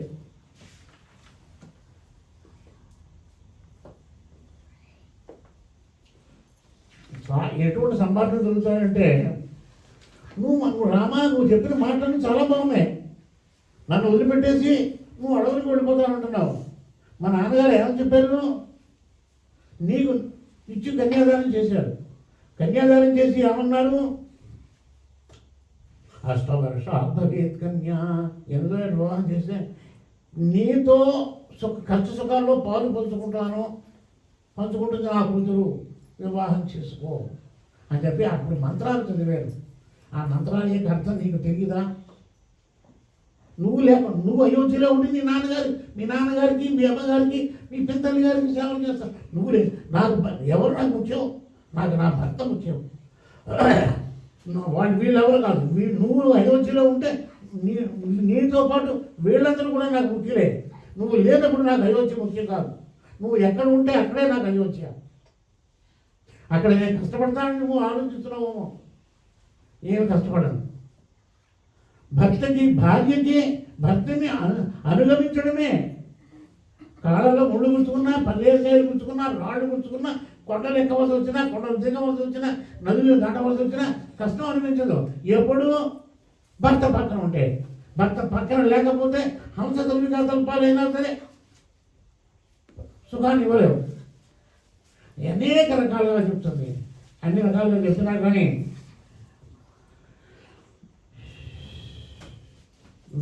విందు రాముడు విండు, సీతా విండు, ఏమైనా సరే బయలుదేరాడంటాడు. అనేటప్పటికీ ఇంకా ఏం చెప్తాడంటే, సీత అడవిలో అనేక రకాలైనటువంటి జంతువులు ఉంటాయి, భూత ప్రేత పిశాచాలు ఉంటాయి, క్రూర మృగాలు ఉంటాయి, కొండలు ఎక్కాలి, కొండలు దిగాలి, గుహల్లో ఉండాలి, ఆ గుహల్లో నిద్రపోవాలి, ఆ చలికాలంలో అనేటువంటి తేళ్ళు జల్లులు అనేవి ఉంటాయి. అక్కడ ఈ జంతువుల యొక్క అరిచేటువంటి ధ్వని చాలా భయంకరంగా ఉంటుంది. రాత్రి వేళ దోమలు కొడుతూ ఉంటాయి. నా మాట వినని చెప్పి ఎన్ని రకాలుగా చెప్పినా విందవు. నన్ను నువ్వు రావద్దంటాడు. అనేటప్పటికీ ఏదో ఒక్క మాట అంటుంది, పురుష రూపంలో ఉన్నటువంటి నేను కొంతకాలం వనవాసం చెయ్యాలని చెప్పి, భర్తతో పాటు వనవాసం చేయవలసి ఉంటానని చెప్పి కొంతమంది జ్యోతిష్కులు నా చిన్నప్పుడు నా జాతకం రాశారు. నాకు తెలుసు అరణ్యవాసం చెయ్యాలని సంగతి. మరొకటి ఏమిటి అంటే, భూతాలకే నువ్వు భూతాలుగా ఉన్నావు, కొందరిని పట్టుకుంటే ఆ భూతాలకే నువ్వు పెద్ద పెద్ద భూతంలా ఉన్నావు. ఇంకా నేను ఆ భూతానికి భయపడడం ఏంటి, ఆ పూర్వరానికి భయపడడం ఏంటి అంటాడు. అనేటప్పటికీ చివరిగా సీత ఏమంటుందో అంటే, మా నాన్నగారు పొరపాటు పడ్డారు నిన్నిచ్చి, నీకు నన్ను ఇచ్చి వివాహం చేయడంలో. ఎందుకు అంటే, పురుష రూపంలో ఉన్నటువంటి స్త్రీకి నన్ను వివాహం చేశాడు. నువ్వు నా పురుషుడు అనుకో, నా గారు నీకు వివాహం చేశాడు. నువ్వు నన్ను కాపాడుకుంటావు, కష్టాల్లోనూ సుఖాల్లోనూ నన్ను జాగ్రత్తగా చూసుకుంటావు అనేటువంటి ఉద్దేశంతో నీకు ఇచ్చారు. మా నాన్నగారు నిన్ను ఊహించుని చాలా పొరపాటు పడ్డారు. ఏమిటి, పురుష రూపంలో ఉన్నటువంటి స్త్రీ అని తెలియక మా నాన్నగారు నీకు వివాహం చేశారు అంటుంది సీతాదేవి. చూడండి, ఎక్కడ కొట్టాలో అక్కడ కొడుతున్న సీతాదేవి. ఇంకా తప్పనిసరిగా సీతాదేవిని అరణ్యాలకు రావడానికి ఒప్పుకున్నాడు. లక్ష్మణుడు అన్నాడు, అన్నయ్య నువ్వు లేకపోతే నాకు అయోధ్య లేదు, నువ్వు ఎక్కడ ఉంటే అక్కడ నాకు అయోధ్య. సుమిత్ర ఏమంటుందంటే, రామం విద్ధి దశరథం, రాముడిని దశరథుగా తలుచుకో, సీతాదేవిని నన్నుగా తలుచుకో. సుమిత్ర కొడుకుని అడవులకి పంపించేటప్పుడు చెప్పినటువంటి మాటలు, ఎంత పెడితే కుదిరి పెడితే నీకు ఎందుకునే అని అందే పాపం ఆవిడే. రామం విద్ధి దశరథం, సీతం విద్ధి ఆత్మానం. నేను సీతాదేవిని చూసి నన్ను అనుకో. అటవిని విద్ధి అయోధ్య, అడవిని అయోధ్యలా భావించు. నేను చెప్పిన అంటే మీకు నేను చెప్పినప్పుడు ఏం చేస్తున్నానంటే, చాలా మటుకు శ్లోకాలు తగ్గిస్తున్నాను. తగ్గించకపోతే శ్లోకాలు చెప్తే మీరు ఇక్కడ ఇంతమంది కూర్చోరు. ఏదేదో చెప్తున్నారు భగవాన్ కాదు. మీ యొక్క భాషకి, మీకు అర్థమయ్యేటువంటి భాషకి నేను కిందకి దిగి చెప్తున్నాను అనుకుంటున్నాను. ఇందులో అర్థం కాని వాళ్ళు ఎవరైనా ఉంటే, ఎవరైనా సందేహం అర్థం కాని వాళ్ళు, సందేహం ఉన్నవాళ్ళు తర్వాత అడగండి. తర్వాత ఈ 6 రోజుల్లోనూ ఎప్పుడు అడిగినా పర్వాలేదు. అయితే ఇక్కడ సీతాదేవి రాముణ్ణి అధిక్షేపణ చేసింది. ఎవరైనా స్త్రీ భర్తను అధిక్షేపిస్తారా, వెటకారంగా మాట్లాడతారా? మా నాన్న పురుష రూపంలో ఉన్న స్త్రీకి ఇచ్చి వివాహం చేశాడు అని ఏ స్త్రీ అయినా భర్తని తోలనాడుతుందా? తోలనాడదు. తోలనాడడం మన సాంప్రదాయం కాదు. కానీ ఇక్కడ తోలనాడవలసినటువంటి పరిస్థితి ఏర్పడింది. ఇంకా ఏముంటుంది అంటే, నువ్వు అడవులకు పెడితే నీకు కాళ్ళు లాగితే కాళ్ళు పట్టడానికి నేను ఉంటాను, కాళ్ళు నొక్కడానికి నేను ఉంటాను. ఇక నేను ఎవరి కాళ్ళు నొక్కాలి? దశరథుడిగా, కౌశల్యగా, సుమిత్రగా. చూడండి ఎంత వాల్మీకి మహర్షి కవిత్వం యొక్క చమత్కారం. కైకేయి పేరు ఎత్తట్లేదు వీళ్ళు ఎక్కడా కూడా. కౌశల్య సుమిత్ర అంటున్నారు అంతే తప్ప కైకేయి పేరు ఎక్కడా కూడా ఎత్తట్లేదు. మొత్తం మీద వీళ్ళు అడవులకు వెళ్ళడానికి ఒప్పుకున్నారు. మరి అడవులకు వెళ్ళాలి అంటే నాగ చీరలు కట్టుకోవాలి. వశిష్ఠుడు కూడా విషయం తెలిసి అంతఃపురంలోకి వచ్చేసాడు. వీళ్ళు కైకేయి యొక్క ఆశీస్సు కూడా తీసుకోవడం కోసం కైకేయి యొక్క భవనానికి వెళ్ళారు. దశరథ మహారాజు ఏమన్నాడంటే, సుమంత్రుడిని కేకేసి, నా కోడలు అసూర్యపస్య అంటే ఎప్పుడు ఎండ కన్ను ఎరగదు. మహారాణి జనక మహారాజు యొక్క కూతురు ఎప్పుడు ఎండ చూడలేదు. వాళ్ళు ఎక్కడికైనా వెళ్ళాలంటే పలకి చుట్టూరా పరదాలు కట్టి తీసుకెళ్ళేవారు. అటువంటి ఆవిడ ఈ రోజుని 10 మంది ముందు నడిచి పెడుతుంది. ఈవిడ కట్టుకోవడానికి పట్టు చీరలన్నీ కూడా సిద్ధం చేయండి, ఆభరణాలు సిద్ధం చేయండి. లక్ష్మణుడు అవన్నీ కూడా భుజంలో పెట్టుకుని కావిడిలో పెట్టుకుని వెళ్ళాడు. మనకి ఇప్పుడంటే మనకి ఐశ్వర్య లాంటి సూట్ కేసులు అవి ఉన్నాయి, కానీ ఆ రోజుల్లో సూట్ కేసులు లేవు, మూటలే కదా. అలా మూటలు కట్టుకుని లక్ష్మణుడు కట్టుకున్నాడు. మొత్తానికి కైకేయి యొక్క భవనానికి వచ్చారు. పాపం రాముడు నార వస్త్రాలు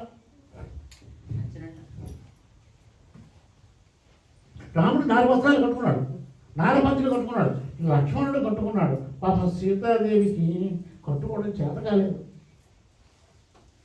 నారచీర పట్టు చీరలు కట్టుకుంటారు, కానీ నారతో తయారు బట్ట చీరలు కట్టుకోవడం అంటే ఓ మాదిరిగా కష్టం కాదు కదా, కష్టం కదా. అప్పుడు రాముడు వచ్చి సీతాదేవికి చీర కట్టి అది ఆ కుర్చీలు బొడ్లో ఎలా రూపుకోవాలో, కుర్చీలు ఎలా పెట్టుకోవాలో సీతకి నేర్పాడు రాముడు. అది చూసినటువంటి వశిష్ఠ మహర్షి దుర్మార్గురాలా ఎవరిని కైకి సీతాదేవి నువ్వు అడగలేదుగా, అడవులకు వెళ్ళమని. నేను సీతాదేవిని పట్టాభిషేకం చేసేస్తా.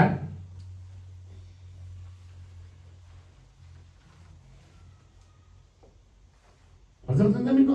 ఎవరన్నారు? వశిష్ఠుడు అన్నాడు, నీ గురించి నాకు తెలుసు, నీ పూర్వం నీకు ఎంత చెప్తున్నా. కైకేయి యొక్క తండ్రి చాలా గొప్పవాడు. తల్లి కూడా తల్లి మూర్ఖత్వం.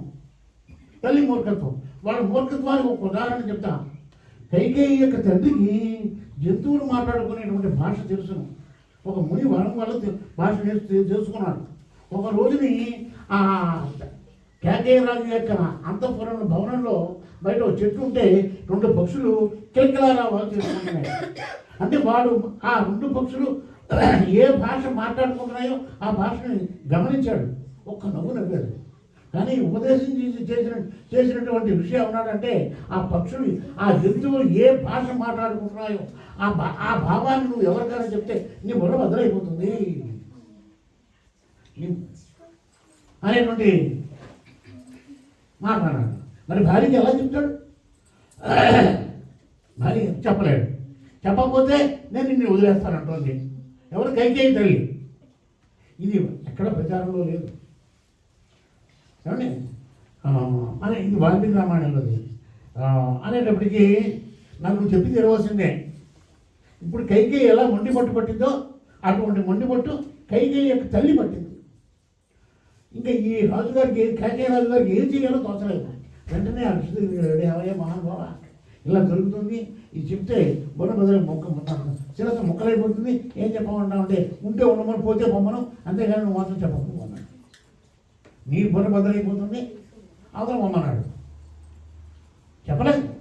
ఇప్పుడు కైకేయి కూడా ఆలోచించింది. వశిష్ఠుడు ఏమన్నాడంటే, నీకు నేను నీ మాట నీ లక్ష్యం ఏంటి? దశరథుడు ఏమిటి? రాముడు అరణ్యవాసం చేయాలన్నాడు. చేయమను.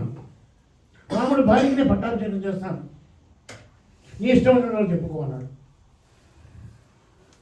సరే, మొత్తం మీద ఇలా వాదోపవాదాలు జరిగిన తర్వాత రాముడు, లక్ష్మణుడు, సీత రోడ్డు మట నడిచి పెడుతుంటే దశరథ మహారాజు ఏం చేశాడంటే సుమంత్రుడిని ఎగసి రథం మీద తీసుకెళ్ళి ఉన్నాడు.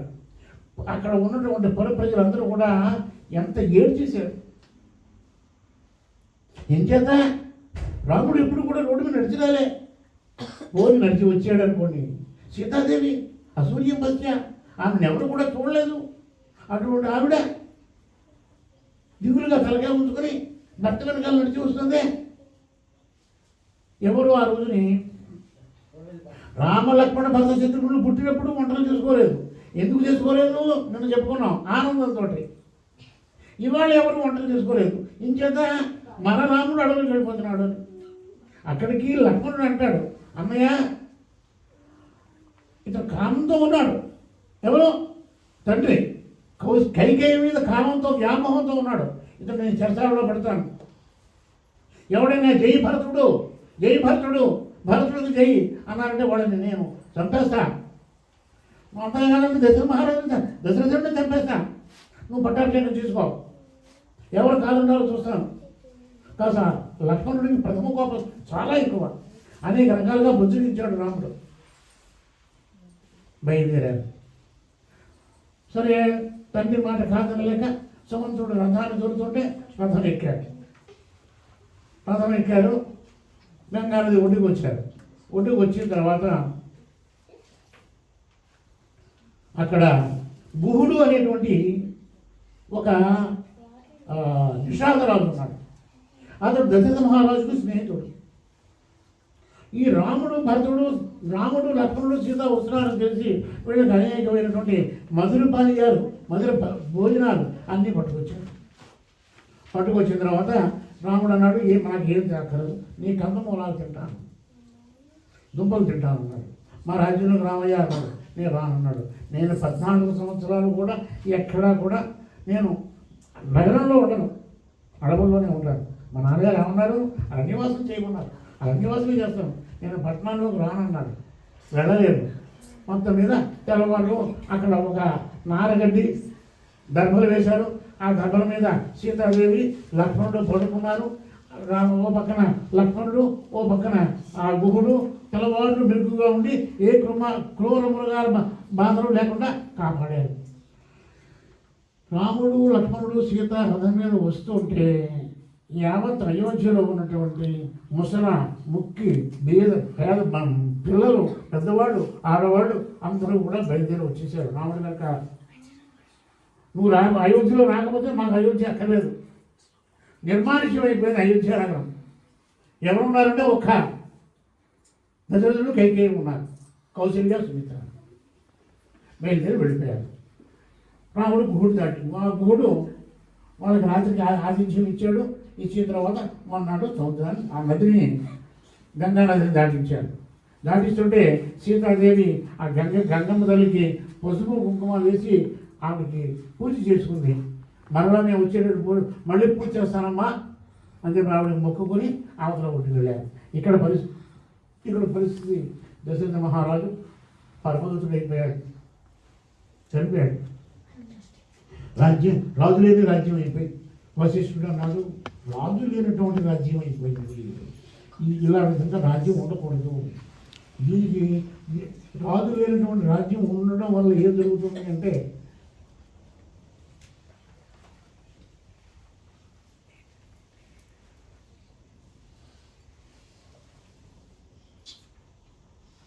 రాజ్యంలో కరువు కడగాలు అంతఃకలహాలు వచ్చేస్తాయి, ఒకళ్ళు దెబ్బలాడుకుంటారు. అంచేత ఉండడానికి వీలు లేదని చెప్పి వశిష్ఠుడు కొంతమంది సైనికులని కైకేయ రాజ్యానికి పంపిస్తాడు. చెప్పి తండ్రి గారు మరణించారని చెప్పకు, నువ్వు నేను నీకు ఏ మాట చెప్తున్నానో అవే మాటలు చెప్పు, వెళ్ళు. ఏమిటి, వశిష్ఠ మహర్షుల వారు నీ యొక్క రాకని ఆశిస్తున్నారు, నువ్వు తప్పనిసరిగా రాజధాని మీద రావాలి అనే మాట చెప్పాను, ఇంకేం చెప్పగలుగుతారు. సరే అంటాడు. అక్కడ కైకేయ రాజ్యంలో భర్తడికి అనేకమైనటువంటి పాడుకలు వచ్చాయి. తండ్రి నూనె అంతా కూడా ఒళ్ళంతా రాసుకున్నట్టుగా, దక్షిణ దిక్కుకు పరిగెడుతున్నట్టుగా, బురదలో పొరుగుతున్నట్టుగా అనేకమైనటువంటి చెడ్డకళలు వస్తాయి. ఇతను బాధపడుతూ ఉంటాడు, ఎవరికి ఏం జరిగిందో. అంతట్లో 2 సైనికులు వచ్చారు తీసుకెళ్ళడానికి. మా నాన్నగారు బాగున్నారా? బాగున్నారు. మా అమ్మగారు బాగున్నారా? బాగున్నారు. రాముడు బాగున్నాడా? బాగున్నాడు. అంతే చెప్పారు. దశరథ మహారాజు మరణించాడు అనే మాట కూడా చెప్పలేదు. మొత్తం మీద భయపడుతూ దశరథుడు అయోధ్య నగరానికి వచ్చాడు. అయోధ్య నగరంలో ప్రవేశించేప్పటికీ పరిస్థితి ఎలా ఉంది అంటే, ఒక శవం గుమ్మల్లో ఉంటే ఎలా ఉంటుందో అలా అయోధ్య నగరం అంతా కూడా ఉంది. ఇతను భయపడుతూనే ఉన్నాడు, ఏం జరిగిందా అని. తిన్నగా తండ్రి గారి యొక్క భవనానికి వెళ్ళాడు. తండ్రి గారు లేరు. కైకేయి యొక్క భవనానికి వెళ్ళాడు. వెళ్ళేటప్పటికి తండ్రి గారు కైకేయి అంటాడు, ఏమైందమ్మా, అన్నయ్య ఏడి, నాన్నగారు ఏది అంటే ఆవిడ చిరునవ్వు నవ్వుతో, లక్ష్మణ భరత అందరూ ఎక్కడికి పెడతారో అక్కడికి మీ నాన్నగారు వెళ్ళారు. అందరూ ఎక్కడికి పెడతారు, మరణించిన తర్వాత స్వర్గస్థులయ్యారు. నీ అన్నగారు అడవికి వెళ్ళారు, అరణ్యవాసం చేయడానికి వెళ్ళారు, నీకు పట్టాభిషేకం చెయ్యాలి. అని చెప్పి అంటాడు. ఇదేమిటి, రాముడు అరణ్యానికి ఎందుకు వెళ్ళాడు? రాముడు అరణ్యానికి వెళ్ళవలసిన పని వచ్చింది అని చెప్పి అంటాడు. అనేదానికి తండ్రి మరణానికి కారణాలు, రాముడు వనవాసానికి కారణాలు భరతుడు తల్లిని అడుగుతాడు. మా నాన్న అన్నగారిని ఎందుకు అడవులకు పంపించారు? ఒక్క ప్రశ్న ఇస్తున్నాను. తల్లిని అడుగుతాడు. ఏమిటి?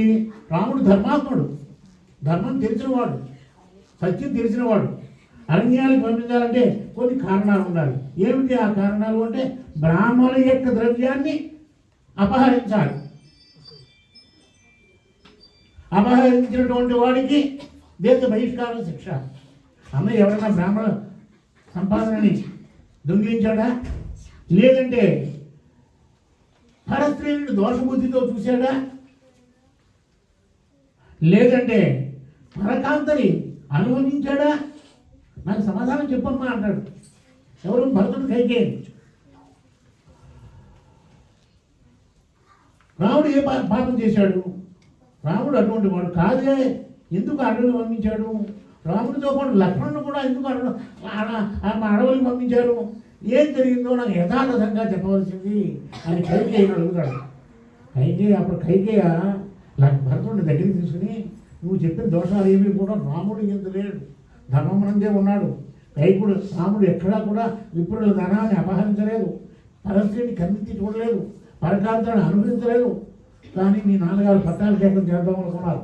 అటువంటి సమయంలో నాకు నీ మీద ఉన్నటువంటి వ్యామోహం వల్ల, ప్రతి స్త్రీకి పిల్లలంటే వ్యామోహం ఉంటుంది, నీ మీద ఉన్నటువంటి వ్యామోహం వల్ల నాకు మీ నాన్నగారు ఇచ్చినటువంటి వరాలని, 2 వరాలని కోరి రాముడిని అరణ్య నివాసానికి పంపించా.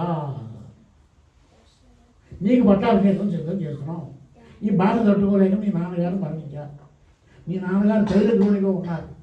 తైలద్రోణి అంటే ఒక నూనె, ఆవు నేతిలో కొన్ని రసాయనిక పదార్థాలు కలిపి అందులో దశరథ మహారాజు యొక్క శవాన్ని పెట్టారు. అతను మరణించిన తర్వాత 7వ రోజు కానీ భరతుడికి అయోధ్య నగరాన్ని చేరుకోలేదు. కాబట్టి మీ నాన్నగారికి ఊర్ధగతులు కలగడానికి, ఉత్తరగతులు కలగడానికి కర్మలు ఆచరించి నువ్వు ఆ తెచ్చినటువంటి సామాన్లతోటి పట్టాభిషేకం చేసుకోవయ్యా అని చెప్పి అన్నాడు. అన్న తర్వాత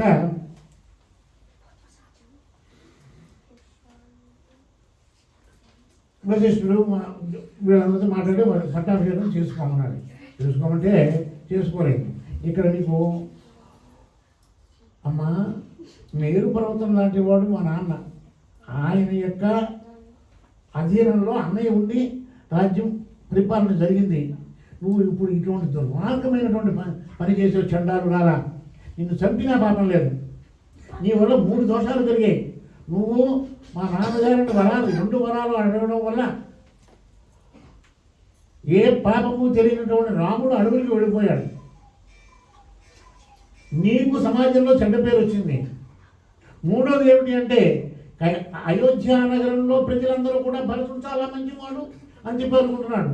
కానీ నేనే నీ చేత ప్రభుత్వం చేయించానని చెప్పి అపవాదం నా మీదకి వచ్చేస్తుంది. ఇప్పుడు ఇంత దుర్మార్గమైన నీలాంటి స్త్రీ బతికి ఉండడానికి వీలేదు అంటాడు. ఆ మంత్రాన్ని అంతలో శత్రుఘ్నుడు వచ్చాడు. శత్రుఘ్నుడు భరతుడు వెనకాలే ఉన్నాడు. మంత్రం కనిపించేవాడికి దాని జుట్టు బరబరాలా కూర్చాడు. నేను చంపేస్తానన్నయ్య. మరి ఈ ఘోరం జరగడానికి ఆవిడే కదా కారణం. ఆ సమయంలో భరతుడు కైకేయికి ఒక ఇతిహాసం చెప్తాడు. ఏమిటి అంటే, అక్కడ కౌశల్య కంటికి మింటికి ఏకధారగా ఏడుస్తుంది. ఆ విషయాన్ని గుర్తు తెచ్చుకొని నువ్వు ఒక్కదానిగా ఆనందంగా ఉన్నావు, అయోధ్య నగరంలో ఎవరు ఆనందంగా లేరు అంటూ చెప్తూ ఆ భరతుడు ఏం చేస్తాడు అంటే, ఒకసారి ఆకాశ మార్గంలో కామధేను వెళుతుంది. కామధేను అంటే దేవలోకంలో ఉన్నటువంటి గోవు. అది కోరిన కోరికలు తీరుస్తుంది. ఆ గోవు ఆకాశంలో పెడుతుంటే ఒక రైతు ఏం చేశాడు, ఒక 2 ఎద్దులని తీసుకుని నాగలి కట్టి కర్రతో పొడుస్తూ, ముళ్ళు కర్రతో పొడుస్తూ ఆ రైతులు ఏం చేస్తారంటే చిన్న కన్నం పెడతారు ఎద్దు.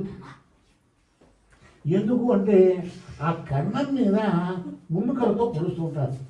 ఆ బాధకి ఎదురు ముందుకు వెళ్ళి పొలం దున్నుతుంది. ఆ విధంగా దున్నేటువంటి ఆ ఎద్దుల్ని చూశాడు. ఈ రైతు చేసేటువంటి దుష్కరమైనటువంటి కార్యాన్ని చూసేటప్పటికి ఆ కామధేనువు మొలవలా ఎంచేసింది.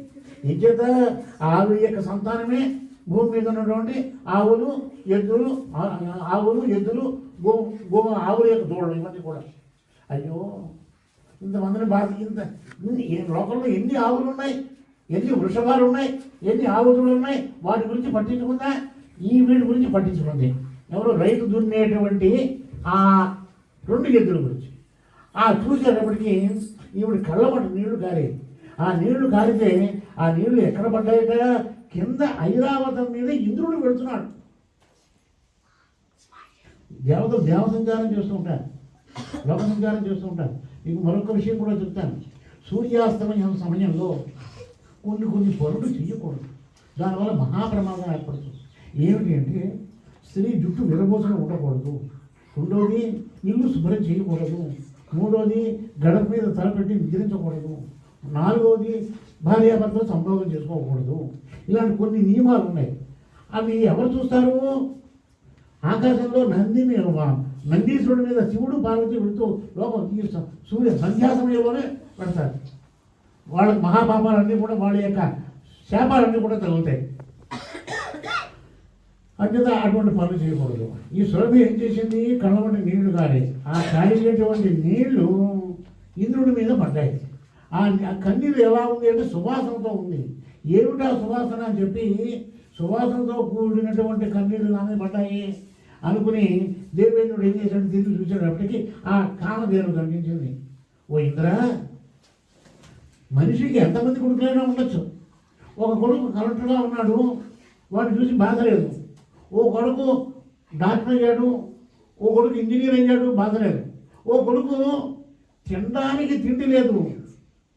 తల్లి ఏం చేస్తుంది? వాడు కొడుకులు అలా ఉన్నారని సంతోషించదు. ఈ కొడుకులు చూసి కళ్ళమంట నీళ్లు పెట్టుకుంటుంది. నువ్వు చేసినటువంటి దుర్మార్గం పని వల్ల కైకేయి కళ్ళమంట, కౌశల్య కళ్ళమంట నీళ్లు పెట్టుకుంటుంది.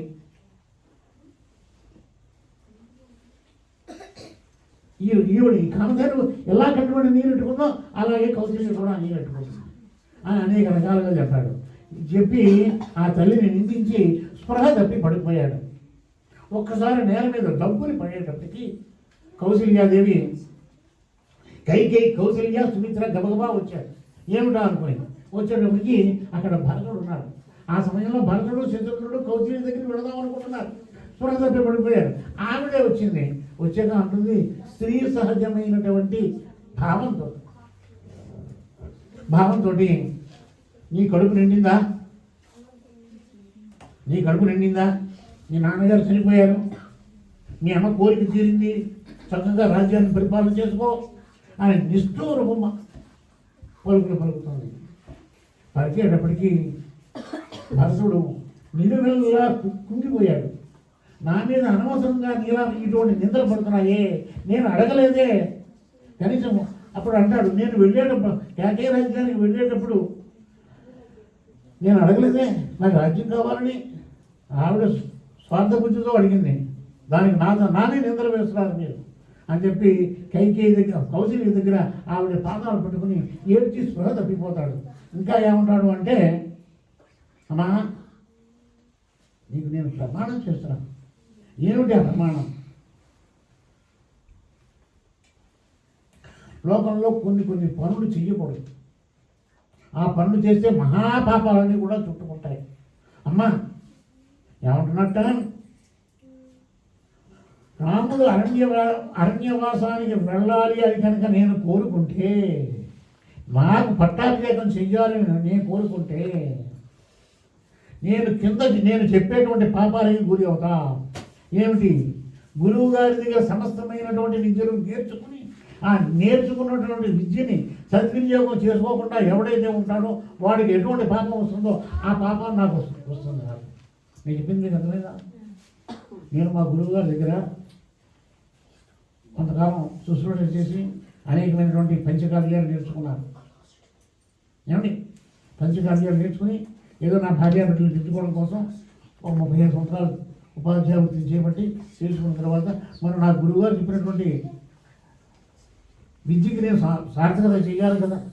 ఎవరో ఏదో చేశారంటే నాకు అనవసరం. నేను ఎక్కడ ఉపన్యాసం చెప్పినా కానీ ఎక్కడ రూపాయి పుచ్చుకోవట్లేదు ఇంతవరకు కూడా. ఇంతసారి కూడా ఏదో ఇవ్వకపోతే నేను తిరస్కరించాను.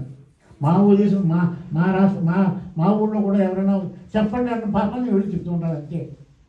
ఈ గురువు గారు చెప్పినటువంటి విద్యని సద్వినియోగం చేసుకోకుండా ఉంటే ఎటువంటి పాపం వస్తుందో నాకు అటువంటి పాపం వస్తుంది.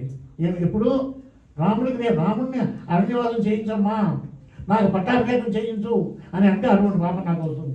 ఇంకా ఏమిటంటే నిద్రపోతున్నటువంటి ఆవుని తన్నితే ఎటువంటి పాపం వస్తుందో నాకు అటువంటి పాపం చుట్టుకుంటుంది. నేను రాముడిని అడవికి వెళ్ళాలి, నేను నా ప్రోద్బలం కనుకుంటే రాముడు అడవులకు వెళ్ళాలని నాకు పట్టాభిషేకం చేయాలని ప్రోద్బలం కనుకుంటే ఒక ఆవుని నేల మీద పడుకున్న ఆవుని కాలితో తన్నితే ఎటువంటి పాపం వస్తుందో అటువంటి పాపం నాకు చుట్టుకుంటుంది.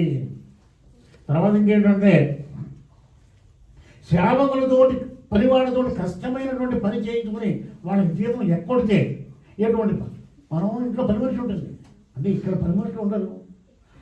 మన దేశంలో పని మనుషులు ఉంటారు, వాళ్ళకి నెల జీతాలు ఇస్తూ ఉంటాం. నెల రోజులు పని చేయించుకున్న తర్వాత వాళ్ళ జీతం ఎక్కొట్టేస్తే ఎటువంటి పాపం వస్తుందో ఆ పాపం నాకు చుట్టుకుంటుంది. నా మాట నమ్మమ్మా అని చెప్పి కౌశల్యని బతిమాలుతాడు. అంతేకాదు ఇంకా ఏమిటంటే అందమైనటువంటి భార్య ఇంట్లో ఉండగా పరస్త్రీ నా భార్యని నిర్లక్ష్యం చేసి పరస్త్రీతో నేను తిరిగితే ఎటువంటి పాపం వస్తుందో ఆ పాపం నాకు వస్తుంది. రాముడిని అడవులకు వెళ్ళాలి, నాకు పట్టాభిషేకం చేయాలి అనేటువంటి కోరిక కనుక నాలో ఉంటే చూడండి ఎటువంటి పాపం ఒట్లు పెడుతున్నాడు చూడండి భరతుడు. ఎందుకంటే తనని నమ్ముకోవాలి, తన పాపం లేదు పాపం. ఆవిడ చేసిన ఘనకార్యం ఇది. ఎవరు చేసినటువంటి ఘనకార్యం. ఆ పాపం నింద ఎవరి మీదకి వచ్చింది? భరతుడి మీదకి వస్తుంది. ఇంకా ఏముంటుందంటే అందరూ తాగేటువంటి నీళ్ళలో విషం కలిపితే ఎటువంటి పాపం వస్తుంది. తర్వాత అన్నం అమ్ముకుంటే ఎటువంటి పాపం వస్తుంది. తర్వాత రాజుగారు ప్రజల దగ్గర 6వ వంతు పన్ను వసూలు చేస్తారు. ఇష్టం వచ్చినట్టుగా పన్నులు వేసేయడానికి వీల్లేదు. మనం ఎన్ని పన్ను కొడుతున్నాం అంటే ఈ వాటర్ బాటిల్ కొనుక్కుంటే అది GST కొడుతున్నాం. అలా ఇష్టం వచ్చినట్టు పన్నులు వేయరు. ఎంత పన్ను విధిస్తారు అంటే రాజులు ప్రజలకి తమ యొక్క ఆదాయంలో 6% పన్ను కట్టాలి. ఈ 6వ వంతు ఆదాయం అంటే 600 రూపాయలు సంపాదిస్తే 100 రూపాయలు పన్ను కట్టాలి రాజుగారికి. ఆ రాజుగారు ఏం చేస్తారు? అలాంటి 100 రూపాయలు అన్నీ పోగేసి ప్రజల యొక్క క్షేమానికి వైద్యశాలలు, రోడ్లు, వాళ్ళ ఆరోగ్యం ఇవన్నీ కూడా చూస్తూ ఉంటారు. ఆ విధంగా ప్రజల దగ్గర పన్ను వసూలు చేసి ప్రజల సంక్షేమానికి ఖర్చు పెట్టకుండా ఉంటే ఎటువంటి పాపం వస్తుందో అటువంటి పాపం నన్ను కట్టి కొడుకుతున్నామా అని చెప్పి భరతుడు కౌశల్యతో అన్నాడు. అయిన తర్వాత కౌశల్య దేవి నమ్మింది. అప్పుడు ఏమంటాడంటే వశిష్ఠ మహర్షి, నాయనా భరత, ఇప్పుడు నువ్వు పట్టాభిషేకం చేసుకోవాలి. రాజు లేని రాజ్యం ఉండకూడదు. నీ పట్టాభిషేకానికి సంభారాలన్నీ కూడా సిద్ధంగా ఉన్నాయి. నీ నాన్నగారు అంత్యేసి పూర్తి అయిన తర్వాత నీకు పట్టాభిషేకం చేస్తాను. నేను పట్టాభిషేకం చేసుకోను, నేను అడగలేదే. ఈ పట్టాభిషేకానికి అర్హత ఎవరికి ఉంది? పెద్ద కుమారుడికి ఉంది. రాజుగారు ఇక పెద్ద కుమారుడికి ఉంది, నాకు లేదు. అందుకే నేను పట్టాభిషేకం చేసుకున్నాను. రాముడు ఎక్కడున్నాడో అడవుల్లోకి అక్కడికి నేను వెళతాను. రాముడి యొక్క పాదాలు పట్టుకుంటాను. ఆయన మళ్ళీ వెనక్కి తీసుకొస్తాను. సుమంత్రుడు సుమంత్రుడు ఆ మంత్రుడికి కలిసి ఏర్పాటు చేయమంటారు. అనేక వందల మంది వెళ్తారు. రోడ్లు బాగు చేస్తారు, అడవంతా బాగు చేస్తారు వీళ్ళు ప్రయాణానికి. ఈ భరతుడితో పాటుగా శత్రుఘ్నుడు, ఏమండి, శత్రుఘ్నుడితో పాటుగా కౌశల్య. అప్పటికి కైకేయిలో మార్పు వచ్చింది.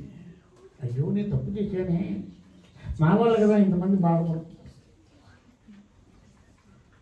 బాధపడుతున్నారు, తప్పు చేశానే అని చెప్పి కైకేయి బాధపడింది. ఆ వీళ్ళతో పాటుగా కైకేయి, వశిష్ఠుడు, కైకేయి, కౌశల్య, సుమిత్ర, వశిష్ఠుడు, జాబాలి, వామదేవుడు వీళ్ళందరూ కూడా బయలుదేరారు. అంతేకాకుండా రాజ్యంలో ఉన్నటువంటి ప్రజలందరూ కూడా బయలుదేరారు. మొత్తానికి ఇక్కడ ఒక విషయం చెప్పడం మర్చిపోయాను. ఈ హడావిడి ఏదో పరీక్షలు రాముడు, సీత, లక్ష్మణుడు బయలుదేరి వెళ్తున్నారు. వాళ్ళతో పాటుగా అయోధ్య నగరంలో ఉన్నటువంటి పురుషులు అందరూ కూడా నరకాలు బయలుదేరి వెళ్ళారు. వెళితే ఆ రాత్రి వేళ రాముడు ఎన్నోసార్లు ఎన్నో రకాలుగా బతిమాలుతాడు. ఎన్నోసార్లు ఎన్నో రకాలుగా బతిమాలుతాడు. బతిమాలుతుంటే ఇంత చెప్పినా వాళ్ళు వెళ్ళరు. తెల్లవారిన తర్వాత రాముడు ఏం చేస్తాడు అంటే సముద్రుడితోటి మళ్ళీ అయోధ్య నగరానికి వెళ్ళే వైపుగా రథాన్ని నడుపు. వీళ్ళందరూ నిద్రలో ఉన్నారు. కొంచెం దూరం ముందుకు వెళ్ళిన తర్వాత అక్కడి నుంచి యూటర్న్ తీసుకుని వెళ్ళిపోతాం మనం. అప్పుడు మళ్ళీ వాళ్ళందరూ నిద్ర లేచిన తర్వాత మనం అయోధ్యకి వెళ్ళాం అనుకుంటారు. అలా అని చెప్పి అంటారు. తెల్లవారుజామునే బయలుదేరిపోతారు. తెల్లవారేటికి వీళ్ళు రాముడు కనపడ్డు. ఆ రథచక్రాల భాష ఎక్కడ ఉందంటే కౌశల్యం అయోధ్య నగరం వైపు ఉంటుంది. వీళ్ళు మళ్ళీ అయోధ్యకి వెళ్ళారు అనుకుంటారు. వెనక్కి వెళ్తారు. వెనక్కి వెళ్ళేటప్పటికీ ఆ అయోధ్య నగరం ఈ రాముడితో వెళ్ళినటువంటి పురుషులని భార్య అంటారు, నువ్వు మగాడివి కాదు, నువ్వు మగాడు అయితే మీరందరూ మగవాళ్ళు అయితే రాముడిని వెనక్కి తీసుకొచ్చేవాడు, చచా గుమ్మలోకి రాకు అని చెప్పి భర్తను నిందిస్తారు.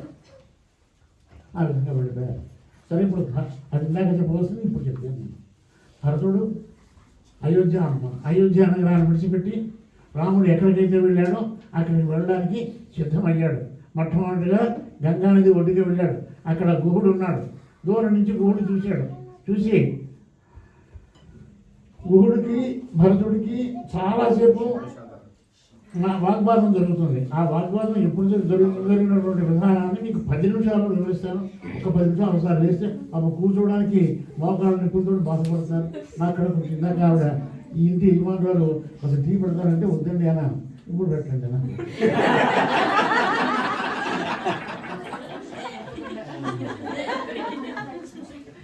మీకు చెప్పేటువంటి సార్లు 3 సార్లు దానికి సుమిత్రుడిని కేకేసి అడవికి వెళ్ళడానికి ఏర్పాట్లు చేయమన్నాడు. సుమంతుడు రాముడిని కలుసుకోవడానికి ఏర్పాటు చేశాడు. మరి సముద్రం అక్కడ గంగానది దాటాలి, గుహుడు దగ్గరికి వెళ్ళాలి కదా. దూరం నుంచి గుహుడు చూశాడు. బయలుదేరడం ఎంతమంది బయలుదేరారు? ఒకళ్ళ ఇద్దరా? పట్టణం అయోధ్య పట్టణం అంతా కూడా వెళ్ళిపోతుంది. దూరం నుంచి చూశాడు. ఆ లోపల కూర్చున్న వాళ్ళు కూడా వినపడుతుంది కదా, మైక్ ఉంది కాబట్టి. ఆ గుహుడు చూశాడు దూరం నుంచి. ఏమిటి భర్తడు వస్తున్నాడు, మళ్ళీ ఇతను శత్రువా? శ్రీరాముడిని తుదముట్టించడానికి ప్రయత్నం చేస్తున్నాడా? శత్రుశేషం ఉండకూడదు, రుణశేషం. ఏ శేషమైనా ఉండొచ్చు కానీ శత్రుశేషము రుణశేషం ఉండకూడదు. ఇప్పుడు రాముడికి భరతుడు శత్రువే. ఇంచేత పట్టాభిషేకం కావాల్సినటువంటి రాముడిని అడవులకు పంపించారు కదా. ఇతను కదా రాముడికి అపకారం చేయాలని చూస్తున్నాడా అని తన యొక్క సైనికుల్ని కేకేసి 500 పడవలు సిద్ధం చెయ్యండి. ఎక్కడ? గంగా తీరంలో. ఇతను చాలా మంచివాడైతే మనం సముద్రం దాటిద్దాం, లేకపోతే మనం తప్పగా పక్కకు తప్పుకుందాం. ఎటువంటి ఉపకారం చేయొద్దు. అంతేగాని మనం భరతుడికి అపకారం చేద్దామంటే అనలేదు. అది ఒక గొప్పతనం చూడండి. సరే, భరతుడు దగ్గరికి వచ్చాడు. గుహుడు పలకరించాడు. ఏమయ్యా భరత, ఏమిటిలా వచ్చేదండి? మీ అన్నగారు రాముడిని చంపేయడానికి బయలుదేరావా అని నిర్మోహమాటంగా అడిగాడు. అడిగేటప్పటికీ భరతుడు కళ్ళమటి నీళ్ళు పట్టుకున్నాడు. ఏమయ్యా ఇంత మాట అంటున్నాను, నేను చేసిన పాపం ఏమిటి? అసలు నేను ఈ విషయాలు ఏమి కూడా జరిగితే అందరూ కూడా అంతఃపురంలో కానివ్వండి, అయోధ్య నగరంలో ప్రజలు కానివ్వండి, అందరూ ఏమంటున్నారు అంటే భరతుడే ఇటువంటి కార్యక్రమం తల్లి చేత చేయించాడు. తెలివిగా ఆ సమయానికి ఇంటి దగ్గర ఉండకుండా అయ్యో కేకే రాజ్యానికి వెళ్ళిపోయాడు. తల్లి చేత ఇటువంటి వరాలు అడిగించాడు. కైకేయి కూడా దశరథుడు చాలా ఇష్టం. ఆవిడ వరాలు అడగదు, అటువంటి వరాలు అడగదు. కానీ అటువంటి వరాలు అడిగింది. కారణం ఏమిటి అంటే భరతుడికి పట్టాభిషేకం చేసుకోవాలి, రాజ్యాన్ని పరిపాలించాలి అనేటువంటి కోరిక ఉంది. అంచేత భరతుడు ఆ టైంలో లేకుండా ఉంటే సమస్యలు ఉండవని చెప్పి మేనమావ గారింటికి వెళ్ళిపోయాడు. తల్లి చేత అడిగించాడు అనేటువంటి అపవాదం భరతుడి మీద పడింది. కళ్ళమంట గుహుడి దగ్గర కళ్ళమంట నీళ్ళు పెట్టుకున్నాడు. ఏమయ్యా గుహ, నన్ను ఇంతే అర్థం చేసుకున్నావా? నాకు ఏ తప్పు లేదయ్యా బాబు, నాకు ఏమి ఎరగను. అయోధ్య రాజ్యాన్ని వెళ్ళేటప్పటికీ అంతా ప్రశాంతంగా ఉంది, నాన్నగారు ప్రశాంతంగా ఉన్నారు, ఎటువంటి సమస్యలు కూడా లేవు అన్నాడు. అప్పుడు భరతుని యొక్క ఉద్దేశాన్ని తెలుసుకుని సైనికులు అందరినీ కేకేసి వెళ్ళారు. వెళ్ళిన తర్వాత సముద్రం గంగా నదిని దాటారు. అక్కడ భరద్వాజుడు అనే ఆశ్రమం ఉంది. ఆ భరద్వాజ ఆశ్రమానికి వెళ్ళి అక్కడ అడిగారు. ఆ భరద్వాజుడు కూడా దూరం నుంచి చూశాడు భరతుడు రావడం. ఏమిటి భరతుడు వస్తున్నాడు, అన్నగారిని అంతం చేయడానికి వస్తున్నాడా అని ఆయన అనుమానించాడు. ఎవరైనా అనుమానిస్తారు. అనుమానించాడు. సరే మాట్లాడుకుంటున్నాడు. ఈ సమయానికి భరతుడు ఆ భరద్వాజ ఆశ్రమానికి వచ్చాడు. వచ్చిన తర్వాత ఆయన మొట్టమొదటిగా అడిగిన మాట ఏమిటి అంటే, ఏమయ్యా భరత, ఏం పనియా, నువ్వు అన్నగారి మీద కష్ట తీర్చుకోవడానికి వచ్చావా?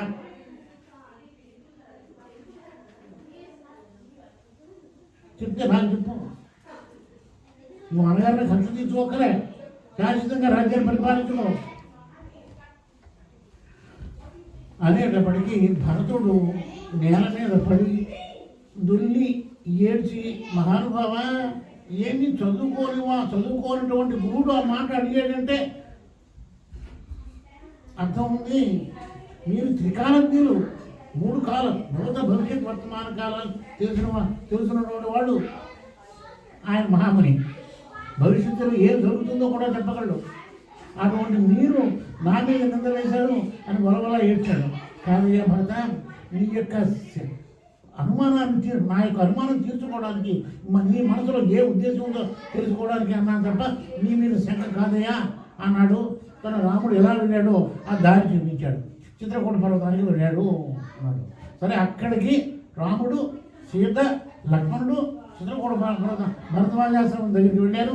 ఆయన ఆతిథ్యం తీసుకున్న తర్వాత అక్కడి నుంచి ఎక్కడికి వెళ్ళి మేము 14 సంవత్సరాలు అరణ్యవాసం చేయాలి, అయోధ్య నగరానికి దూరంగా ఉండాలి, అయోధ్య నగరానికి దగ్గరగా కనుక ఉంటే మళ్ళీ అయోధ్యలోని ప్రజలందరూ కూడా నా దగ్గరికి వచ్చేస్తారు. నాకు లేరిపోయి తలకాయపోవటం. మా నాన్నగారు ఏం చెప్పారు, అరణ్యవాసం చేయమన్నారు. ఇక్కడ అందరూ అయోధ్యలో ఉన్నటువంటి ప్రజలందరూ వచ్చేస్తే మా నాన్నగారి కోరిక తీరదు, కాబట్టి దూరంగా వెళ్ళాలి.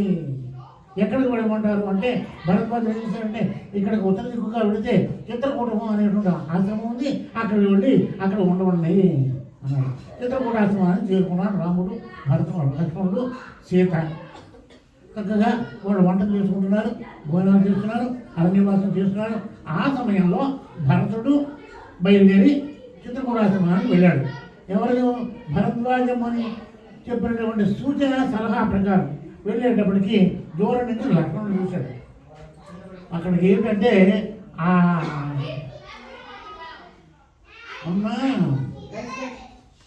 పాకిస్తాన్ యుద్ధం జరిగినప్పుడు భారత ప్రభుత్వం మోడీ గారు ఒక మాట చెప్పారు. ఎవరికి అంటే జమ్మూలో ఉన్నటువంటి ప్రజలకి, ఏమని, రాత్రి వేళ లైట్లు వెయ్యకండి, రాత్రి వేళ లైట్లు వేయకండి, ఎవరు పొయ్యిలు వెలిగించకండి, వంటలు చేసుకోకండి, పొగ రానివ్వకండి. అంటే ఈ కాలంలో పొయ్యిలు లేవు, పొగలు లేవు అనుకోండి, రాత్రిపూట లైట్లు వేయకండి. ఎందుకంటే లైట్లు వేస్తే పాకిస్తాన్ వాళ్ళు బాంబులు వేసేస్తారేమో, మనం ఎక్కడున్నామో ఆచూకి తెలిసిపోతుందేమో. అలా వెంటనే సుగ్రీవుడికి, లక్ష్మణుడికి అనుమానం వచ్చింది. రాముడు అన్నాడు, ఎవరో సైన్యంతో వస్తున్నా చూడండి అన్నాడు. చూడమని లక్ష్మణుడు ఆదేశించాడు. లక్ష్మణుడు చూసి, అన్న, మన పతాకం, మన రథం వస్తుంది, ఆ రథం మీద ఉన్నటువంటి జెండాన్ని గుర్తుపట్టి చెప్పాడు, మన రథం భరతుడు వస్తున్నాడు, మన నిన్ను అంతం చేసేయడానికి వస్తున్నాడు. చూడమనేటప్పటికీ చెట్టు చివరిగా ఎక్కి చూశాడు, భరతుడు కనిపించాడు, సైన్యం కనిపించింది, విపరీతమైన సైన్యం ఉంది. నేను గబగబా కిందకు వచ్చి వదిన గారు ఉన్నాడు అంటే, పోయి ఆడిపోయి వదిన అన్నాడు. ఎందుకంటే పొగ చూసేప్పటికి మనందరికీ మనం ఎక్కడున్నామో తెలిసిపోతుంది. పోయి ఆడిపోయి వదిన అన్నాడు. సీతాదేవి పోయి ఆడిపేసింది. నువ్వు వెళ్ళి ఆ గుహలో ఉండు అన్నయ్య, నువ్వు కూడా గుహలో వెళ్ళిపోవు, నేను ధనుర్బాణాలు తీసుకుని భరతుడిని సంహరిస్తాను అన్నాడు. సరే వచ్చాడు. అప్పుడు రాముడు అంటాడు, ఏమయ్యా లక్ష్మణ, నీ మనసులో ఏమైనా దురాలోచన ఉందా? నువ్వు భరతుడిని చంపేస్తానంటున్నావు, నీకు రాజ్యం కావాలంటే చెప్పు, నువ్వు వెనక్కి పో, రాజ్యం పరిపాలించుకో, భరతుడిని పక్కకు తప్పుకోమంటాను, భరతుడు నా మాట వింటాడు అంటే అన్నయ్య నన్ను తప్ప అర్థం చేసుకున్నావు అన్నయ్య అంటాడు. సరే వచ్చాడు. భరతుడు వచ్చిన తర్వాత అక్కడ ఈ చిత్రకూటం ఆశ్రమానికి కొద్ది దూరంలో రథం ఆపి భరతుడు శత్రుఘ్నుడు కాలినడక బయలుదేరి ఆశ్రమం దగ్గరికి వచ్చారు. వచ్చిన తర్వాత విషయాన్ని కూడా చెప్పి అన్నయ్య నువ్వు రాజ్యాన్ని పరిపాలించు, నేను అరణ్యవాసం చేస్తాను, నాన్నగారు నిన్ను అరణ్యవాసం చేయమన్నారు, నీ బదులుగా నేను అరణ్యవాసం చేస్తాను, నా మాట విను అని చెప్పి ఎన్నో రకాలుగా బతిమాలతాడు. ఆ బతిమాలినటువంటి విషయాలు చెప్పుకోవాలి అంటే చాలాసేపు పడుతుంది. కానీ రాముడు ఒప్పుకోలేదు. నాన్నగారు నాకేం చెప్పారు, అరణ్యవాసం చేయమన్నారు, కాబట్టి నేనే అరణ్యవాసం చేయాలి. మీకేమని చెప్పారు, రాజ్యాన్ని పరిపాలించమన్నారు, కాబట్టి రాజ్యాన్ని పరిపాలించు, వెనక్కి వెళ్ళినా ఎన్నిసార్లు చెప్పినా వినలేదు. వశిష్ఠుడు కూడా చెప్పాడు, ఏమయ్యా రామ, రాజ్యానికి పరిపాలించడానికి అర్హత నీకే ఉంది, మీ నాన్నగారు మరణించారు, మాట అన్నారు అరణ్యవాసం చేయమన్నారు, నీ బదులుగా భరతుడు అరణ్యవాసం చేస్తాడు, కాబట్టి ఒప్పుకో అంటే ఎట్టి పరిస్థితులను ఎన్ని రకాలుగా ఎంతమంది చెప్పినా కానీ ఒప్పుకోదు. అప్పుడు ఏం జరిగిందంటే ఒక విచిత్రమైనటువంటి ఘటన జరిగింది. జాపాలి అని చెప్పి ఒక దశరథ మహారాజు గారి యొక్క మంత్రుల్లో ఒకడు, సుమంత్రుడు కాకుండా జాబాలిని కూడా ఒక ఆయన గొప్ప మహాపండితుడు. ఆయన అన్నాడు, ఏమయ్యా రామ, ఏంటయ్యా మీ నాన్న మాట ఇచ్చాడంటాడు, ధర్మం అంటావు, సత్యం అంటావు, ఎవరికో మాట ఇచ్చాడు, ఆ మాట ఇచ్చాడు ఆయన పోయాడు, ఇంకా నీకు మాట్లాడయా, ఏదో పిచ్చా వెళ్ళి చేస్తుంది కానీ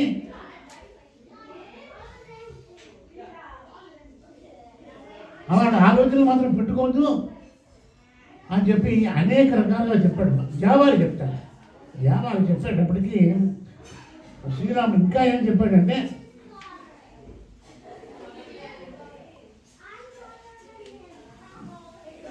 పిచ్చి భక్తిని పెంచుకుంటున్నాం మీ నాన్న మీద, ఏమిటా పిచ్చి భక్తి, ఆయన పోయాక ఇంకా పిచ్చి భక్తి ఏంటయా, పోయాక ఆయన ఎవరు నువ్వెవరు, పోయాక ఆయన నీకు తండ్రి కాదు, గత జన్మలో ఆయన చాలా మందికి తండ్రి అయ్యాడు, అంచేత తండ్రి అనుకో, ఆయన మీద గౌరవం అక్కర్లేదు, ఇంకా చనిపోయిన వాడి మీద గౌరవం ఏంటి అని ఇలా తద్దినాలంటావు, మాసిగాలంటావు, ఏమిటి వెళ్ళిపోయిన వాడు తింటారా, ఎక్కడో ఉన్నవాళ్ళకి నువ్వు అడ్డ పెడితే తింటారా, తింటారు, వేదాలు చెప్తున్నాయి చనిపోయిన వాడు దగ్గర పెట్టమని. కానీ జాబాలి మాత్రం నాస్తిక మాత్రంతో ఈ రకంగా మాట్లాడేటప్పటికీ రాముడికి విపరీతమైన కోపం వచ్చింది. ఏమయ్యా జాబాలి, మా నాన్నగారిని ఎలా మంత్రిగా పెట్టుకున్నారయ్యా, ఇలాంటి నీచము మాటలు తుచ్చము మాటలు మాట్లాడతావా, అసలు నిన్ను మంత్రిగా పెట్టుకోవడమే మా నాన్నగారి తప్పు, ఇలాంటి మాటలు మాట్లాడతావా అని ఆ జాబాలి మీద రాముడు విడిచిపడ్డాడు. కళ్ళు ఎనపడిపోయి ఇంత కళ్ళు చేసుకున్నాడు, కళ్ళు ఎనపడిపోయి. అప్పుడు జాబాలి, మహాప్రభు నన్ను మన్నించు, నన్ను క్షమించు, నువ్వు ఎవరి మాటలు వినట్లేదు కాబట్టి నేను ఏదో విధంగా నేను కన్విన్స్ చెయ్యాలి, నిన్ను ఒప్పించాలని ఉద్దేశంతో అన్నాను తప్ప ఏది కాదు అన్నాడు. కొందరు ఎవరు చెప్పినా కానీ రాముడు ఒప్పుకోలేదు. చివరికి భరతుడు ఏమన్నాడంటే, అన్నయ్య నువ్వు వచ్చి పట్టాభిషేకం చేసుకో, నేను ఉంటానని ఆకలిగా అడుగుతున్నాను, నువ్వు ఒప్పుకోకపోతే నేను నీ ఆశ్రమం ముందు కూర్చుని ప్రాణత్యాగం చేసేస్తా అంటే హంగర్ స్ట్రైక్, ప్రాణత్యాగం చేస్తాను, నేను మాత్రం అయోధ్యకి మాత్రం నేను వెళ్ళను, ఇక్కడ ప్రాణాలు పోయినా పర్వాలేదు అంటే. అప్పుడు రాముడు భరతుడి దగ్గరికి వచ్చి, భరత నువ్వు మొండి పట్టుబడుతున్నావు, నువ్వు చేసేటువంటి పని తప్పుది, నువ్వు అయోధ్యను వెళ్ళు, పట్టాభిషేకం చేసుకో, రాజ్యం పరిపాలించు. చివరికి అనేక రకాలుగా చెప్పిన తర్వాత ఆ భరతుడు ఏం చేస్తున్నాడు అంటే, సరే అని చెప్పి అన్నయ్య 14 సంవత్సరాలు చూస్తాను, 14 సంవత్సరాలు పూర్తి అయిన తర్వాత మొన్నాడు పొద్దున నువ్వు రాకపోతే నేను ప్రాణత్యాగం చేస్తాను, అలా అయితే నేను పెడతానంటాడు. సరే అంటాడు. అప్పుడు రాముని యొక్క పాదాలకి వాళ్ళు ఒక బంగారు చెప్పులు కొట్టుకొచ్చారు. ఆ చెప్పులు రాముడిని, ఆ చెప్పుల్లో అంతవరకు రాముడు కాళ్ళకి చెప్పులు లేవు, ఆ చెప్పుల్లో కాళ్ళు పెట్టి ఆ రాముడు కాళ్ళు పెట్టినటువంటి చెప్పులు తీసి భరతుడు తీసి ఈ భరతుడు అడుగుతాడు, సరే నీ చెప్పులు లాగి అన్నయ్య, నీ పాదుకులు లాగి, ఆ పాదుకులకి పట్టాభిషేకం చేస్తాను. నేను మాత్రం సింహాసనం మీద కూర్చోను, ఈ పాదాలకి ఉన్నటువంటి చెప్పులోనికి పట్టాభిషేకం చేస్తాను అని అని మొత్తం మీద తీసుకెళ్ళాడు. ఎక్కడికి తీసుకెళ్ళాడు? నంది గ్రామం తీసుకెళ్ళాడు. అయోధ్య నగరానికి బయట కొంచెం దూరంగా ఉన్న నంది గ్రామము అనేటువంటి పల్లెటూరు. అక్కడే ఉన్నాడు 14 సంవత్సరాల పాటు భరతుడు అక్కడే ఉన్నాడు. ఇక్కడ ప్రతిరోజు కూడా ఈ నంది గ్రామం దగ్గర మంత్రులు చెప్పారు, అన్నయ్య ఇవాళ ఆదాయం ఇది, ఖర్చు ఇది. ఎవరికి చెప్పేవాడు? రాముడి యొక్క పాదుగారికి చెప్పేవాడు. ఇటువంటి పనులు జరిగాయి, ఇలా అభివృద్ధి కార్యక్రమాలు జరిగాయి, ఇలా నిర్మాణాలు జరిగాయి, ఇంత ఆదాయం వచ్చింది, ఇంత ఖర్చు పెట్టాం అని చెప్పి నంది గ్రామంలో సింహాసనం మీద ఉన్నటువంటి రాముల వారి యొక్క పాదాలకు చెప్పాడు. దీన్ని బట్టి మనం నేర్చుకోవాల్సింది ఏమిటి అంటే, ఒక మాట చెప్తాను, ఏమనుకోకండి. మీరు రోజు పొద్దున్నే ఆఫీసుకి వెళ్తారు, చదువుకోవడానికి స్కూళ్ళకి వెళ్తారు, ఆడవాళ్ళు ఉద్యోగం చేసేవాళ్ళు ఆఫీసుకి వెళ్తారు.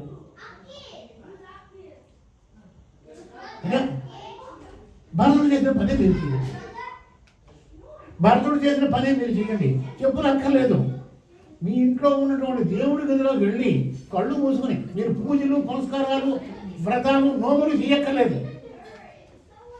దేవుడి రామ, అయ్యా స్వామి రామ ఆఫీస్కి వెళ్తున్నాను చెప్పి వెళ్ళండి, అంతే. ఒక దండ పెట్టుకోండి, అంతే. మీరు కష్టం వచ్చినా సుఖం వచ్చినా ఒంటింట్లో ఆ దేవుడి గదిలోకి వెళ్ళి ఆ దేవుడికి చెప్పుకొని వెళ్ళండి. ఆయన మీ కష్టాలు తీరుతాడు. మిమ్మల్ని పూజ చేయమంటలేదు, పురాణాలు చేయమంటలేదు, యజ్ఞాలు చేయమంటలేదు, యాగాలు చేయమనట్లేదు. కష్టం సుఖం మీరు ఏదైనా ఇబ్బంది వస్తే మీ నాన్నగారికో మీ అమ్మగారికో భార్యకో ఏ విధంగా మీరు కష్ట సుఖాలు మాట్లాడుకుంటారో అలా దేవుడి దగ్గరికి వెళ్ళి, రామా నీ దేవుడు మా అబ్బాయికి ఉద్యోగం వచ్చిందయ్యా, లేదా స్వామి మా అబ్బాయి చదువు అయిపోయింది, ఏదో వాడికి దారి చూపించు స్వామి కానీ కళ్ళు మూసుకొని ఆ భగవంతుని ఒకసారి దండం పెట్టండి. మీరేం 10 మందిని కేకేయక్కర్లేదు, అన్నం పెట్టక్కర్లేదు, పువ్వులు ఎక్కర్లేదు, ప్రసాదాలు ఎక్కర్లేదు, కళ్ళు మూసుకుని ప్రార్థన చేయండి. మనం నంది గ్రామంలో రాముల వారి యొక్క పాదాలకి ఈ పాద రక్షలకి ఈ విధంగానే భర్తలు చెప్పుకునేవాడు. ఇది మనం భారతం నుండి నేర్చుకోవాల్సినటువంటి ముఖ్యమైనటువంటి అంశం. మీరు ఎక్కడికి వెళ్ళినా దేవుడి దగ్గర వెళ్ళి దండం పెట్టడానికి ఎంతసేపు పడుతుంది? 2 నిమిషాలు. మీకు నచ్చినటువంటి శ్లోకం చదువుకోండి, దండం పెట్టండి. మీ దేవుడు మా అబ్బాయి పెళ్లి కుదిరిందయ్యా, చక్కటి అల్లుడు దొరికాడు, లేదా మా అబ్బాయికి పెళ్లి కుదిరింది, మా అబ్బాయికి ఉద్యోగం వచ్చింది, మా అబ్బాయికి ఉద్యోగం రాలేదు. నేను చెప్పినప్పుడు కూడా మా రైతులు ఏం చేస్తారు? స్వామి కాకరపాదులు పెట్టాను, కాదు 4 రూపాయలు వచ్చేట్లు చూడు స్వామి అని చెప్పుకుని వెళ్ళండి బాబు అని ఇవ్వండి. మీరు పూజ చేయక్కలే, ఆ దేవుడి దగ్గర దేవుడి పట్టం దగ్గర నుంచుని ఆ పట్టానికి పువ్వులు పెట్టక్కలే, తులసి మాల ఎక్కర్లేదు, ఆ దేవుడు దండం పెట్టుకుని వెళ్ళు. మీ ఆవిడ దేవుడి దగ్గర దండం పెట్టుకుంటుంది, అంతే. ఈ విధంగా నంది గ్రామంలో అయోధ్య నగరానికి వెలుపల ఉన్నటువంటి ఆ పట్టణ వెలువలో ఉన్నటువంటి ఆ పల్లెటూరు నంది గ్రామం, అక్కడ రాముల వారి పాదాలకి నమస్కారం చేస్తూ ఆ రోజు రాజ్యంలో జరిగినటువంటి విశేషాలు, వింతలు, ఆదాయాలు, వ్యయాలు, అయోధ్య ఆ కౌసల దేశానికి వచ్చినటువంటి ఆదాయము, వ్యయము, వాళ్ళు చేసేటువంటి అభివృద్ధి పనులు అన్నీ కూడా భరతుడు రాముల వారి యొక్క పాదుకులకి చెప్పేవాడు. ఈ విధంగా 14 సంవత్సరాలు పరిపాలన చేశాడు. సో